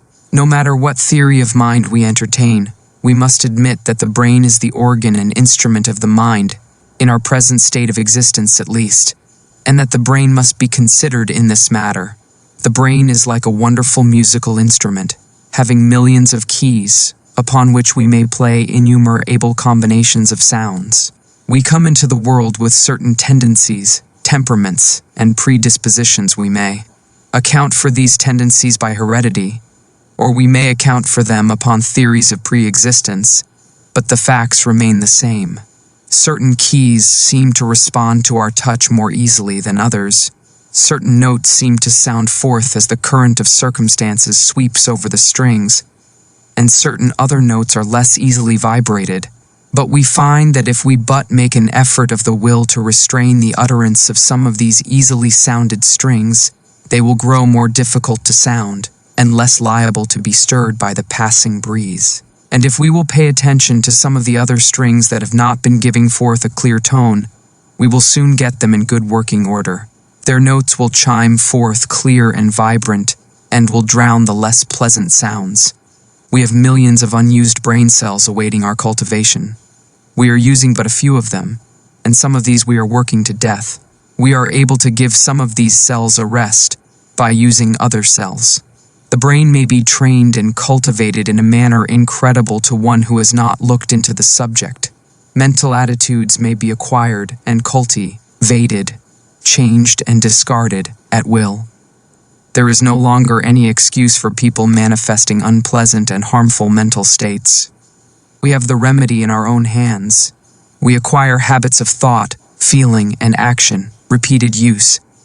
We may be born with a tendency in a certain direction, or we may acquire tendencies by suggestions from others, such as the examples of those around us, suggestions from reading, listening to teachers. We are a bundle of mental habits. Each time we indulge in an undesirable thought or habit, the easier does it become for us to repeat that thought or action. Mental scientists are in the habit of speaking of desirable thoughts or mental attitudes as positive, and of the undesirable ones as negative. There is a good reason for this.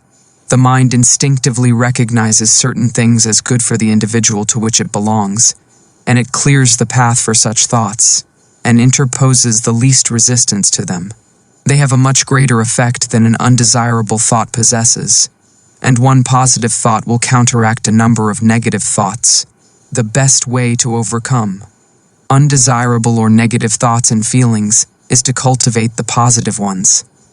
The positive thought is the strongest plant, and will in time starve out the negative one by withdrawing from it the nourishment necessary for its existence. Of course, the negative thought will set up a vigorous resistance at first, for it is a fight for life with it. In the slang words of the time, it sees its finish if the positive thought is allowed to grow and develop, and consequently it makes things unpleasant for the individual, until he has started well into the work of starving it out. Brain cells do not like to be laid on the shelf any more than does any other form of living energy, and they rebel and struggle until they become too weak to do so. The best way is to pay as little attention as possible to these weeds of the mind, but put in as much time as possible watering, caring for, and attending to the new and beautiful plants in the garden of the mind. For instance, if you are apt to hate people, you can best overcome the negative thought by cultivating love in its place. Think love and act it out as often as possible. Cultivate thoughts of kindness and act as kindly as you can to everyone with whom you come in contact. You will have trouble at the start, but gradually love will master hate, and the latter will begin to droop and wither. If you have a tendency toward the blues, cultivate a smile and a cheerful view of things. Insist upon your mouth wearing upturned corners and make an effort of the will to look upon the bright side of things. The blue devils will set up a fight, of course, but pay no attention to them. Just go on cultivating optimism and cheerfulness. Let bright, cheerful, and happy be your watchword, and try to live it out. These recipes may seem very old and time-worn, but they are psychological truths, and may be used by you to advantage. If you once comprehend the nature of the thing, the affirmations and autosuggestions of the several schools may be understood and taken advantage of. You may make yourself energetic instead of slothful, active instead of lazy by this method. It is all a matter of practice and steady work. New thought. People often have much to say about holding the thought, and indeed, it is necessary to hold the thought in order to accomplish results. But something more is needed. You must act out the thought until it becomes a fixed habit with you. Thoughts take form in action, and in turn actions influence thought. So by acting out certain lines of thought, the actions react upon the mind, and increase the development of the part of the mind having close relation to the act. Each time the mind entertains a thought, the easier becomes the resulting action, and each time an act is performed, the easier becomes the corresponding thought. So you see, the thing works both ways, action and reaction. If you feel cheerful and happy, it is very natural for you to laugh. And if you will laugh a little, you will begin to feel bright and cheerful. Do you see what I am trying to get at? Here it is, in a nutshell. If you wish to cultivate a certain habit of action, begin by cultivating the mental attitude corresponding to it. And as a means of cultivating that mental attitude, start in to act out or go through the motions of the act corresponding to the thought. Now, see if you cannot apply this rule. Take up something that you really feel should be done, but which you do not feel like doing.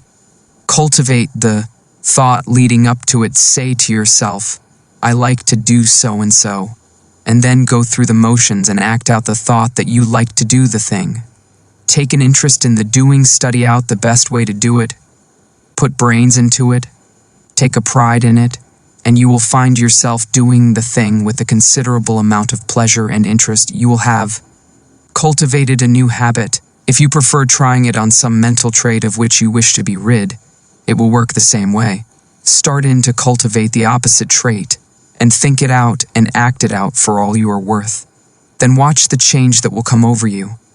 Don't be discouraged at the resistance you will encounter at first, but sing gaily, I can and I will, and get to work in earnest. The important thing in this work is to keep cheerful and interested. If you manage to do this, the rest will be easy. Chapter 13. The Attractive Power, Desire Force. We have discussed the necessity of getting rid of fear, that your desire may have full strength with which to work. Supposing that you have mastered this part of the task, or at least started on the road to mastery, I will now call your attention to another important branch of the subject. I allude to the subject of mental leaks. No, I don't mean the leakage arising from your failure to keep your own secrets. That is also important, but forms another story.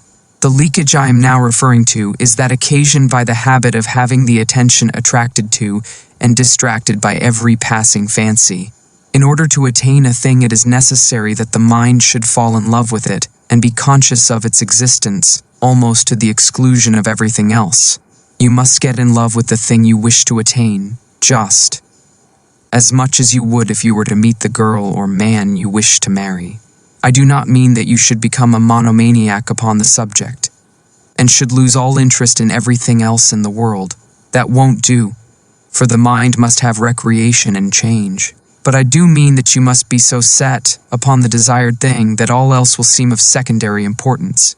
A man in love may be pleasant to everyone else, and may go through the duties and pleasures of life with good spirit. But underneath it all, he is humming to himself just one girl, and every one of his actions is bent toward getting that girl and making a comfortable home for her. Do you see what I mean? You must get in love with the thing you want, and you must get in love with it in earnest. None of this latter-day flirting, on today and off tomorrow sort of love, but the good old-fashioned kind, that used to make it impossible for a young man to get to sleep unless he took a walk around his best girl's house, just to be sure it was still there. That's the real kind. And the man or woman in search of success must make of that desired thing his ruling passion. He must keep his mind on the main chance. Success is jealous. That's why we speak of her as feminine. She demands a man's whole affection, and if he begins flirting with other fair charmers, she soon turns her back upon him. If a man allows his strong interest in the main chance to be sidetracked, he will be the loser. Mental force operates best when it is concentrated. You must give to the desired thing your best and most earnest thought. Just as the man who is thoroughly in love will think out plans and schemes whereby he may please the fair one, so will the man who is in love with his work or business give it his best thought, and the result will be that 101 plans will come into his field of consciousness, many of which are very important. The mind works on the subconscious plane, remember, and almost always along the lines of the ruling passion or desire. It will fix up things and patch together plans and schemes, and when you need them the most, it will pop them into your consciousness, and you will feel like hurrahing, just as if you had received some valuable aid from outside. But if you scatter your thought force, the subconscious mind will not know just how to please you, and the result is that you are apt to be put off from this source of aid and assistance. Beside this, you will miss the powerful result of concentrated thought in the conscious working out of the details of your plans. And then again, the man whose mind is full of a dozen interests fails to exert the attracting power that is manifested by the man of the one ruling passion. And he fails to draw to him persons, things, and results that will aid in the working out of his plans, and will also fail to place himself in the current of attraction, whereby he is brought into contact with those who will be glad to help him because of harmonious interests. I have noticed in my own affairs that when I would allow myself to be sidetracked by anything outside of my regular line of work, it would be only a short time before my receipts dropped off, and my business showed signs of a lack of vitality. Now, many may say that this was because I left undone some things that I would have done if my mind had been centered on the business. This is true, but I have noticed like results in cases where there was nothing to be done, cases in which the seed was sown and the crop was awaited, and in just such cases, as soon as I directed my thought to the matter, the seed began to sprout. I do not mean that I had to send out great mental waves with the idea of affecting people. Not a bit of it. I simply began to realize what a good thing I had, and how much people wanted it, and how glad they would be to know of it, and all that sort of thing, and lo, my thought seemed to vitalize the work, and the seed began to sprout. This is no mere fancy, for I have experienced it on several occasions. I have spoken to many others on the subject, and I find that our experiences tally perfectly. So don't get into the habit of permitting these mental leaks. Keep your desire fresh and active, and let it get in its work without interference from conflicting desires. Keep in love with the thing you wish to attain. Feed your fancy with it. See it as accomplished already, but don't lose your interest. Keep your eye on the main chance, and keep your one ruling passion strong and vigorous. Don't be a mental polygamist. One mental love is all that a man needs, that is, one at a time. Some scientists have claimed that something that might as well be called love is at the bottom of the whole of life. They claim that the love of the plant for water causes it to send forth its roots until the loved thing is found. They say that the love of the flower for the sun causes it to grow away from the dark places, so that it may receive the light.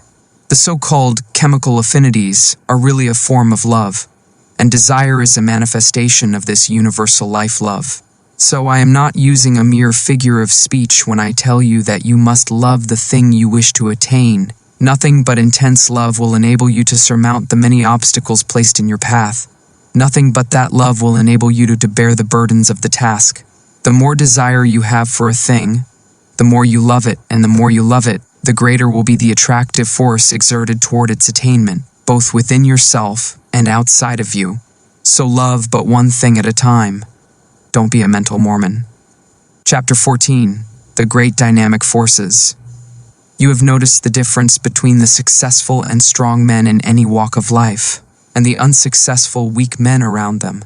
You are conscious of the widely differing characteristics of the two classes, but somehow find it difficult to express just in what the difference lies. Let us take a look at the matter. Burton said, "The longer I live, the more certain I am that the great difference between men, the feeble and the powerful, the great and the insignificant, is energy and invincible determination, a purpose once fixed and then death or victory. That quality will do anything that can be done in this world, and no talents, no circumstances, no opportunities will make a two-legged creature a man without it." I do not see how the idea could be more clearly expressed than Burton has spoken. He has put his finger right in the center of the subject. His eye has seen into the heart of it. Energy and invincible determination. These two things will sweep away mighty barriers and will surmount the greatest obstacles, and yet they must be used together. Energy without determination will go to waste. Lots of men have plenty of energy. They are full to overflowing with it, and yet they lack concentration. They lack the concentrated force that enables them to bring their power to bear upon the right spot. Energy is not nearly so rare a thing as many imagine it to be. I can look around me at any time and pick out a number of people I know who are full of energy. Many of them are energy plus, and yet somehow they do not seem to make any headway. They are wasting their energy all the time. Now they are fooling with this thing, now meddling with that. They will take up some trifling thing of no real interest or importance, and waste enough energy and nervous force to carry them through a hard day's work, and yet when they are through, nothing has been accomplished. Others who have plenty of energy fail to direct it by the power of the will toward the desired end. Invincible determination, those are the words. Do they not thrill you with their power? If you have something to do, get to work and do it. Marshal your energy, and then guide and direct it by your will. Bestow upon it that invincible determination, and you will do the thing. Everyone has within him a giant will, but the majority of us are too lazy to use it. We cannot get ourselves nerved up to the point at which we can say truthfully, "I will." If we can but pluck up our courage to that point, and will then pin it in place so that it will not slip back, we will be able to call into play that wonderful power, the human will. Man, as a rule, has but the faintest conception of the power of the will, but those who have studied along the occult teachings know that the will is one of the great dynamic forces of the universe, and if harnessed and directed properly, it is capable of accomplishing almost miraculous things. Energy and invincible determination, aren't they magnificent words? Commit them to memory, press them like a die into the wax of your mind, and they will be a constant inspiration to you in hours of need. If you can get these words to vibrating in your being, you will be a giant among pygmies. Say these words over and over again, and see how you are filled with new life. See how your blood will circulate, how your nerves will tingle. Make these words a part of yourself, and then go forth anew to the battle of life, encouraged and strengthened. Put them into practice. Energy and invincible determination. Let that be your motto in your workaday life, and you will be one of those rare men who are able to do things. Many persons are deterred from doing their best by the fact that they underrate themselves by comparison with the successful ones of life, or rather overrate the successful ones by comparison with themselves. One of the curious things noticed by those who are brought in contact with the people who have arrived is the fact that these successful people are not extraordinary after all. You meet with some great writer, and you are disappointed to find him very ordinary indeed. He does not converse brilliantly, and in fact, you know a score of everyday people who seem far more brilliant than this man who dazzles you by his brightness in his books. You meet some great statesman, and he does not seem nearly so wise as lots of old fellows in your own village, who waste their wisdom upon the desert air. You meet some great captain of industry, and he does not give you the impression of the shrewdness so marked in some little bargain-driving trader in your own town. How is this, anyway? Are the reputations of these people fictitious, or what is the trouble? The trouble is this. You have imagined these people to be made of superior metal, and are disappointed to find them made of the same stuff as yourself and those about you. But, you ask, wherein does their greatness of achievement lie? Chiefly in this, belief in themselves and in their inherent power, in their faculty to concentrate on the work in hand when they are working, and in their ability to prevent leaks of power when they are not working. They believe in themselves, and make every effort count. Your village wise man spills his wisdom on every corner, and talks to a lot of fools, when if he really were wise he would save up his wisdom and place it where it would do some work. The brilliant writer does not waste his wit upon every corner. In fact, he shuts the drawer in which he contains his wit, and opens it only when he is ready to concentrate and get down to business. The captain of industry has no desire to impress you with his shrewdness and smartness. He never did, even when he was young. While his companions were talking and boasting and blowing, this future successful financier was sawing wood and saying nothing. The great people of the world, that is, those who have arrived, are not very different from you or me or the rest of us. All of us are about the same at the base. You have only to meet them to see how very ordinary they are, after all. But don't forget the fact that they know how to use the material that is in them, while the rest of the crowd does not, and in fact even doubts whether the true stuff is there. The man or woman who gets there usually starts out by realizing that he or she is not so very different after all from the successful people that they hear so much about. This gives them confidence, and the result is they find out that they are able to do things. Then they learn to keep their mouths closed and to avoid wasting and dissipating their energy. They store up energy and concentrate it upon the task at hand, while their companions are scattering their energies in every direction, trying to show off and let people know how smart they are. The man or woman who gets there prefers to wait for the applause that follows deed accomplished, and cares very little for the praise that attends promises of what we expect to do someday, or an exhibition of smartness without works. One of the reasons that people who are thrown in with successful men often manifest success themselves is that they are able to watch the successful man and sort of catch the trick of his greatness. They see that he is an everyday sort of man, but that he thoroughly believes in himself, and also that he does not waste energy, but reserves all his force for the actual tasks before him. And, profiting by example, they start to work and put the lesson into practice in their own lives. Now, what is the moral of this talk? Simply this: don't undervalue yourself or overvalue others. Realize that you are made of good stuff, and that locked within your mind are many good things. Then get to work and unfold those good things and make something out of that good stuff. Do this by attention to the things before you, and by giving to each the best that is in you, knowing that plenty of more good things are in you ready for the fresh tasks that will come. Put the best of yourself into the undertaking on hand, and do not cheat the present task in favor of some future one. Your supply is inexhaustible, and don't waste your good stuff on the crowd of gapers, watchers, and critics who are standing around watching you work. Save your good stuff for your job, and don't be in too much of a hurry for applause. Save up your good thoughts for copy. If you are a writer, save up your bright schemes for actual practice. If you are a businessman, save up your wisdom for occasion. If you are a statesman, and in each case, avoid the desire to scatter your pears before, well, before the gaping crowd that wants to be entertained by a free show. Nothing very high about this teaching perhaps, but it is what many of you need very much. Stop fooling and get down to business. Stop wasting good raw mate real, and start to work making something worthwhile. Chapter 15. Claiming Your Own. In a recent conversation, I was telling a woman to pluck up courage and to reach out for a certain good thing for which she had been longing for many years, and which, at last, appeared to be in sight. I told her that it looked as if her desire was about to be gratified, that the law of attraction was bringing it to her. She lacked faith and kept on repeating, "Oh, it's too good to be true, it's too good for me."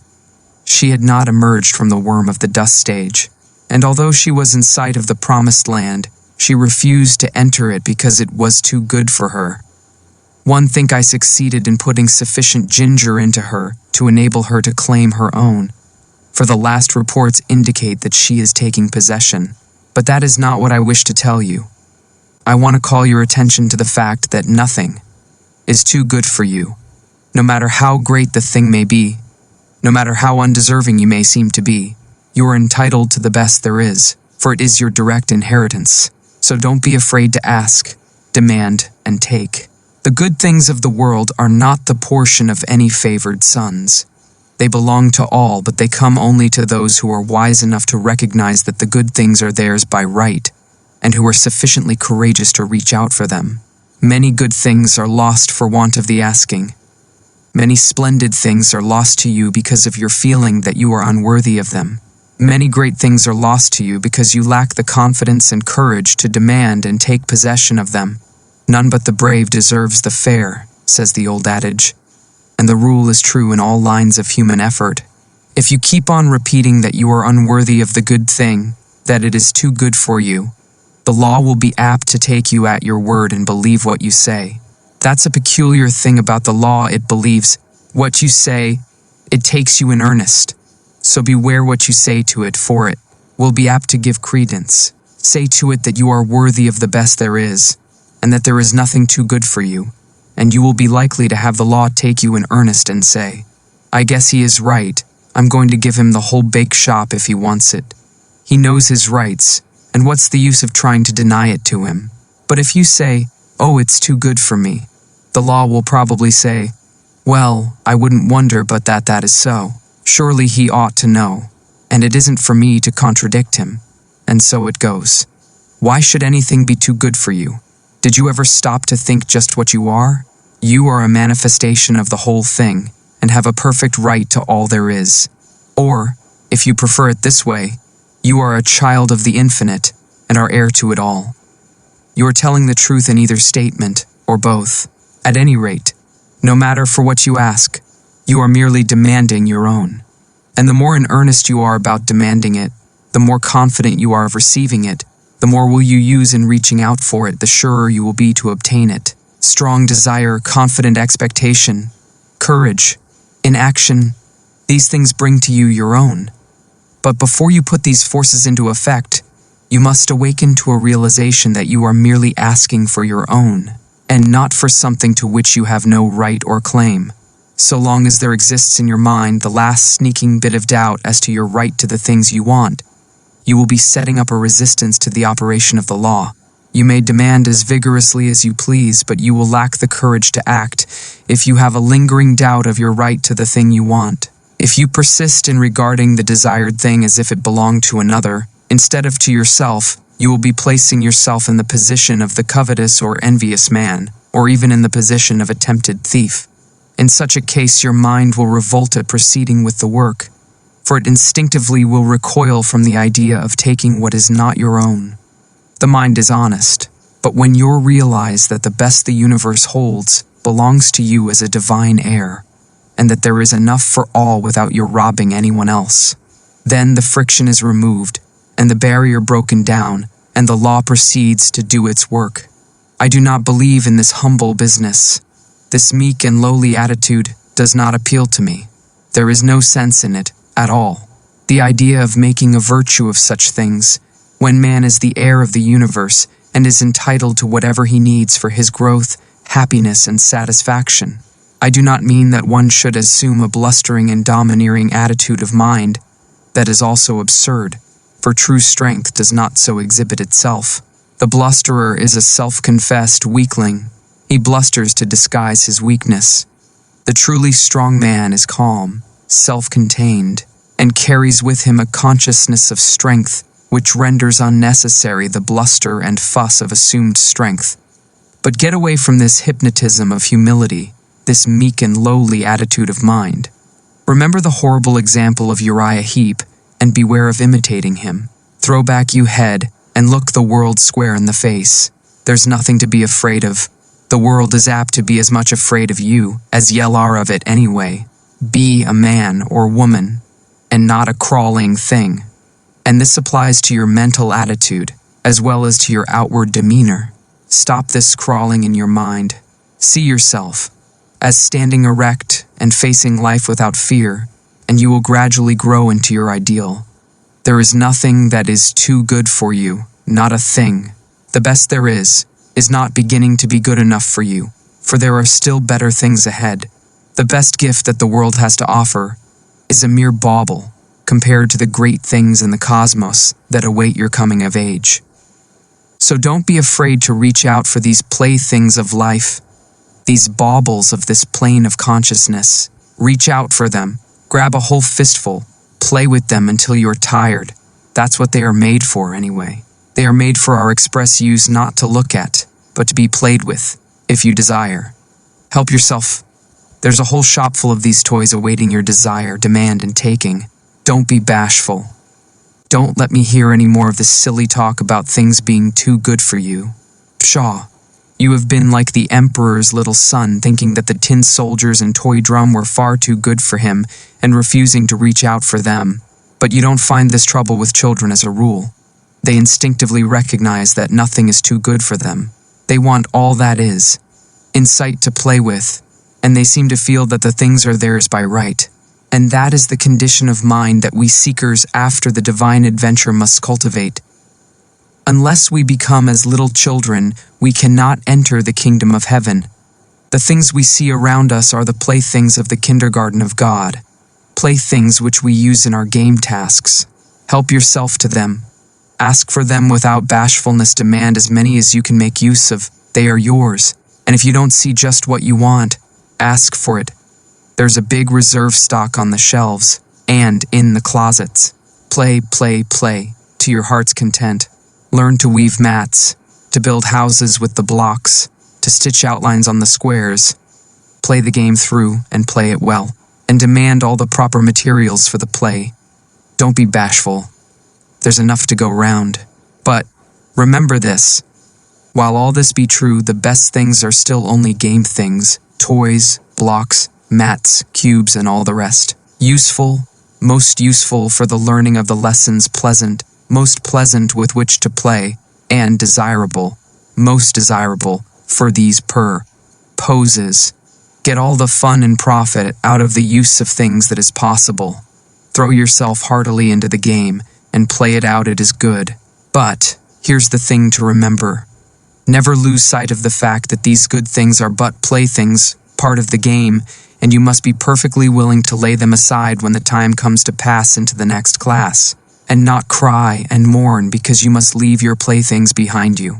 Do not allow yourself to become unduly attached to them. They are for your use and pleasure, but are not a part of you, not essential to your happiness in the next stage. Despise them not because of their lack of reality. They are great things relatively, and you may as well have all the fun out of them that you can. Don't be a spiritual prig, standing aside and refusing to join in the game, but do not tie yourself to them. They are good to use and play with, but not good enough to use you and to make you a plaything. Don't let the toys turn the tables on you. This is the difference between the master of circumstances and the slave of circumstances. The slave thinks that these playthings are real, and that he is not good enough to have them. He gets only a few toys because he is afraid to ask for more, and he misses most of the fun. And then, considering the toys to be real, and not realizing that there are plenty more where these came from, he attaches himself to the little trinkets that have come his way, and allows himself to be made a slave of them. He is afraid that they may be taken away from him, and he is afraid to toddle across the floor and help himself to the others. The master knows that all are his for the asking. He demands that which he needs from day to day, and does not worry about overloading himself, for he knows that there are lots more, and that he cannot be cheated out of them. He plays, and plays well, and has a good time in the play, and he learns his kindergarten lessons in the playing. But he does not become too much attached to his toys. He is willing to fling away the worn-out toys and reach out for a new one, and when he is called into the next room for promotion, he drops on the floor the worn-out toys of the day, and with glistening eyes and confident attitude of mind, marches into the next room into the great unknown, with a smile on his face.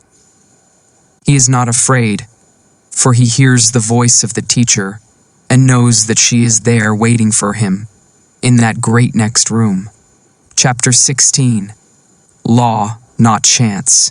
Some time ago I was talking to a man about the attractive power of thought. He said that he did not believe that thought could attract anything to him, and that it was all a matter of luck. He had found, he said, that ill luck relentlessly pursued him, and that everything he touched went wrong. It always had, it always would, and he had grown to expect it. When he undertook a new thing, he knew beforehand that it would go wrong, and that no good would come of it. Oh no. There wasn't anything in the theory of attractive thought. So far as he could see, it was all a matter of luck. This man failed to see that by his own confession he was giving a most convincing argument in favor of the law of attraction. He was testifying that he was always expecting things to go wrong, and that they always came, about as he expected. He was a magnificent illustration of the law of attraction, but he didn't know it, and no argument seemed to make the matter clear to him. He was up against it, and there was no way out of it. He always expected the ill luck, and every occurrence proved that he was right, and that the mental science position was all nonsense. There are many people who seem to think that the only way in which the law of attraction operates is when one wishes hard, strong, and steady. They do not seem to realize that a strong belief is as efficacious as a strong wish. The successful man believes in himself and his ultimate success, and, paying no attention to little setbacks, stumbles, tumbles, and slips, presses on eagerly to the goal, believing all the time that he will get there.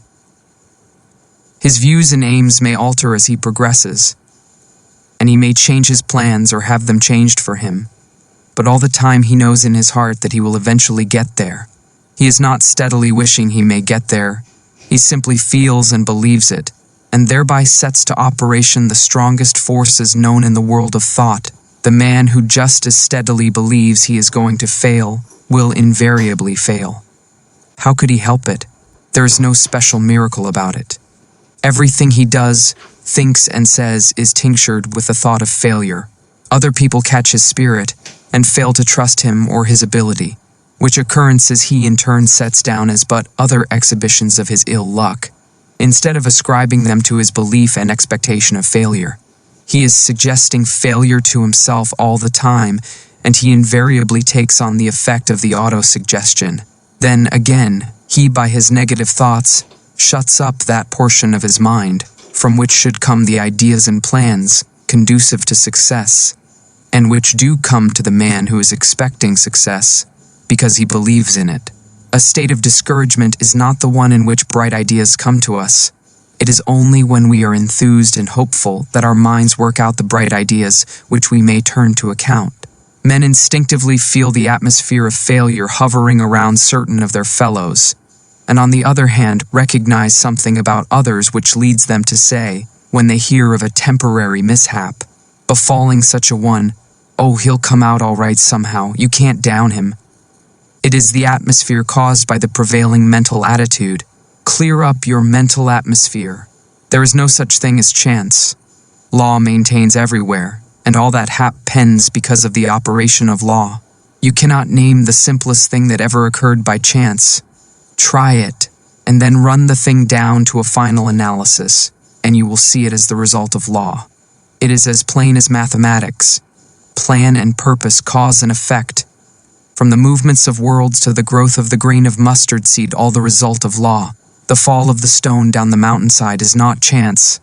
Forces which had been in operation for centuries caused it, and back of that cause were other causes, and so on until the causeless cause is reached. And life is not the result of chance. The law is here too. The law is in full operation whether you know it or not, whether you believe in it or not. You may be the ignorant object upon which the law operates, and bring yourself all sorts of trouble because of your ignorance of or opposition to the law. Or you may fall in with the operations to the law, get into its current as it were. And life will seem a far different thing to you. You cannot get outside of the law by refusing to have anything to do with it. You are at liberty to oppose it and produce all the friction you wish to. It doesn't hurt the law, and you may keep it up until you learn your lesson. The law of thought attraction is one name for the law, or rather for one manifestation of it. Again I say, your thoughts are real things. They go forth from you in all directions, combining with thoughts of like kind opposing thoughts of a different character, forming combinations, going where they are attracted, flying away from thought centers opposing them. And your mind attracts the thought of others, which have been sent out by them conscious or unconsciously, but it attracts only those thoughts which are in harmony with its own. Like attracts like, and opposites repel opposites, in the world of thought. If you set your mind to the keynote of courage, confidence, strength, and success, you attract to yourself thoughts of like nature, people of like nature, things that fit in the mental tune. Your prevailing thought or mood determines that which is to be drawn toward you, picks out your mental bedfellow. You are today setting into motion thought currents, which will in time attract toward you thoughts, people, and conditions in harmony with the predominant note of your thought. Your thought will mingle with that of others of like nature and mind, and you will be attracted toward each other, and will surely come together with a common purpose sooner or later, unless one or the other of you should change the current of his thoughts. Fall in with the operations of the law. Make it a part of yourself. Get into its currents. Maintain your poise. Set your mind to the keynote of courage, confidence, and success. Get in touch with all the thoughts of that kind that are emanating every hour from hundreds of minds. Get the best that is to be had in the thought world. The best is there, so be satisfied with nothing less. Get into partnership with good minds. Get into the right vibrations. You must be tired of being tossed about by the operations of the law. Get into harmony with. If you enjoy this content, don't forget to like, comment, and subscribe for more inspiring audiobooks. Consider becoming a channel member to support our mission of sharing timeless wisdom with the world. Your membership helps us keep bringing you empowering content to fuel your journey of growth.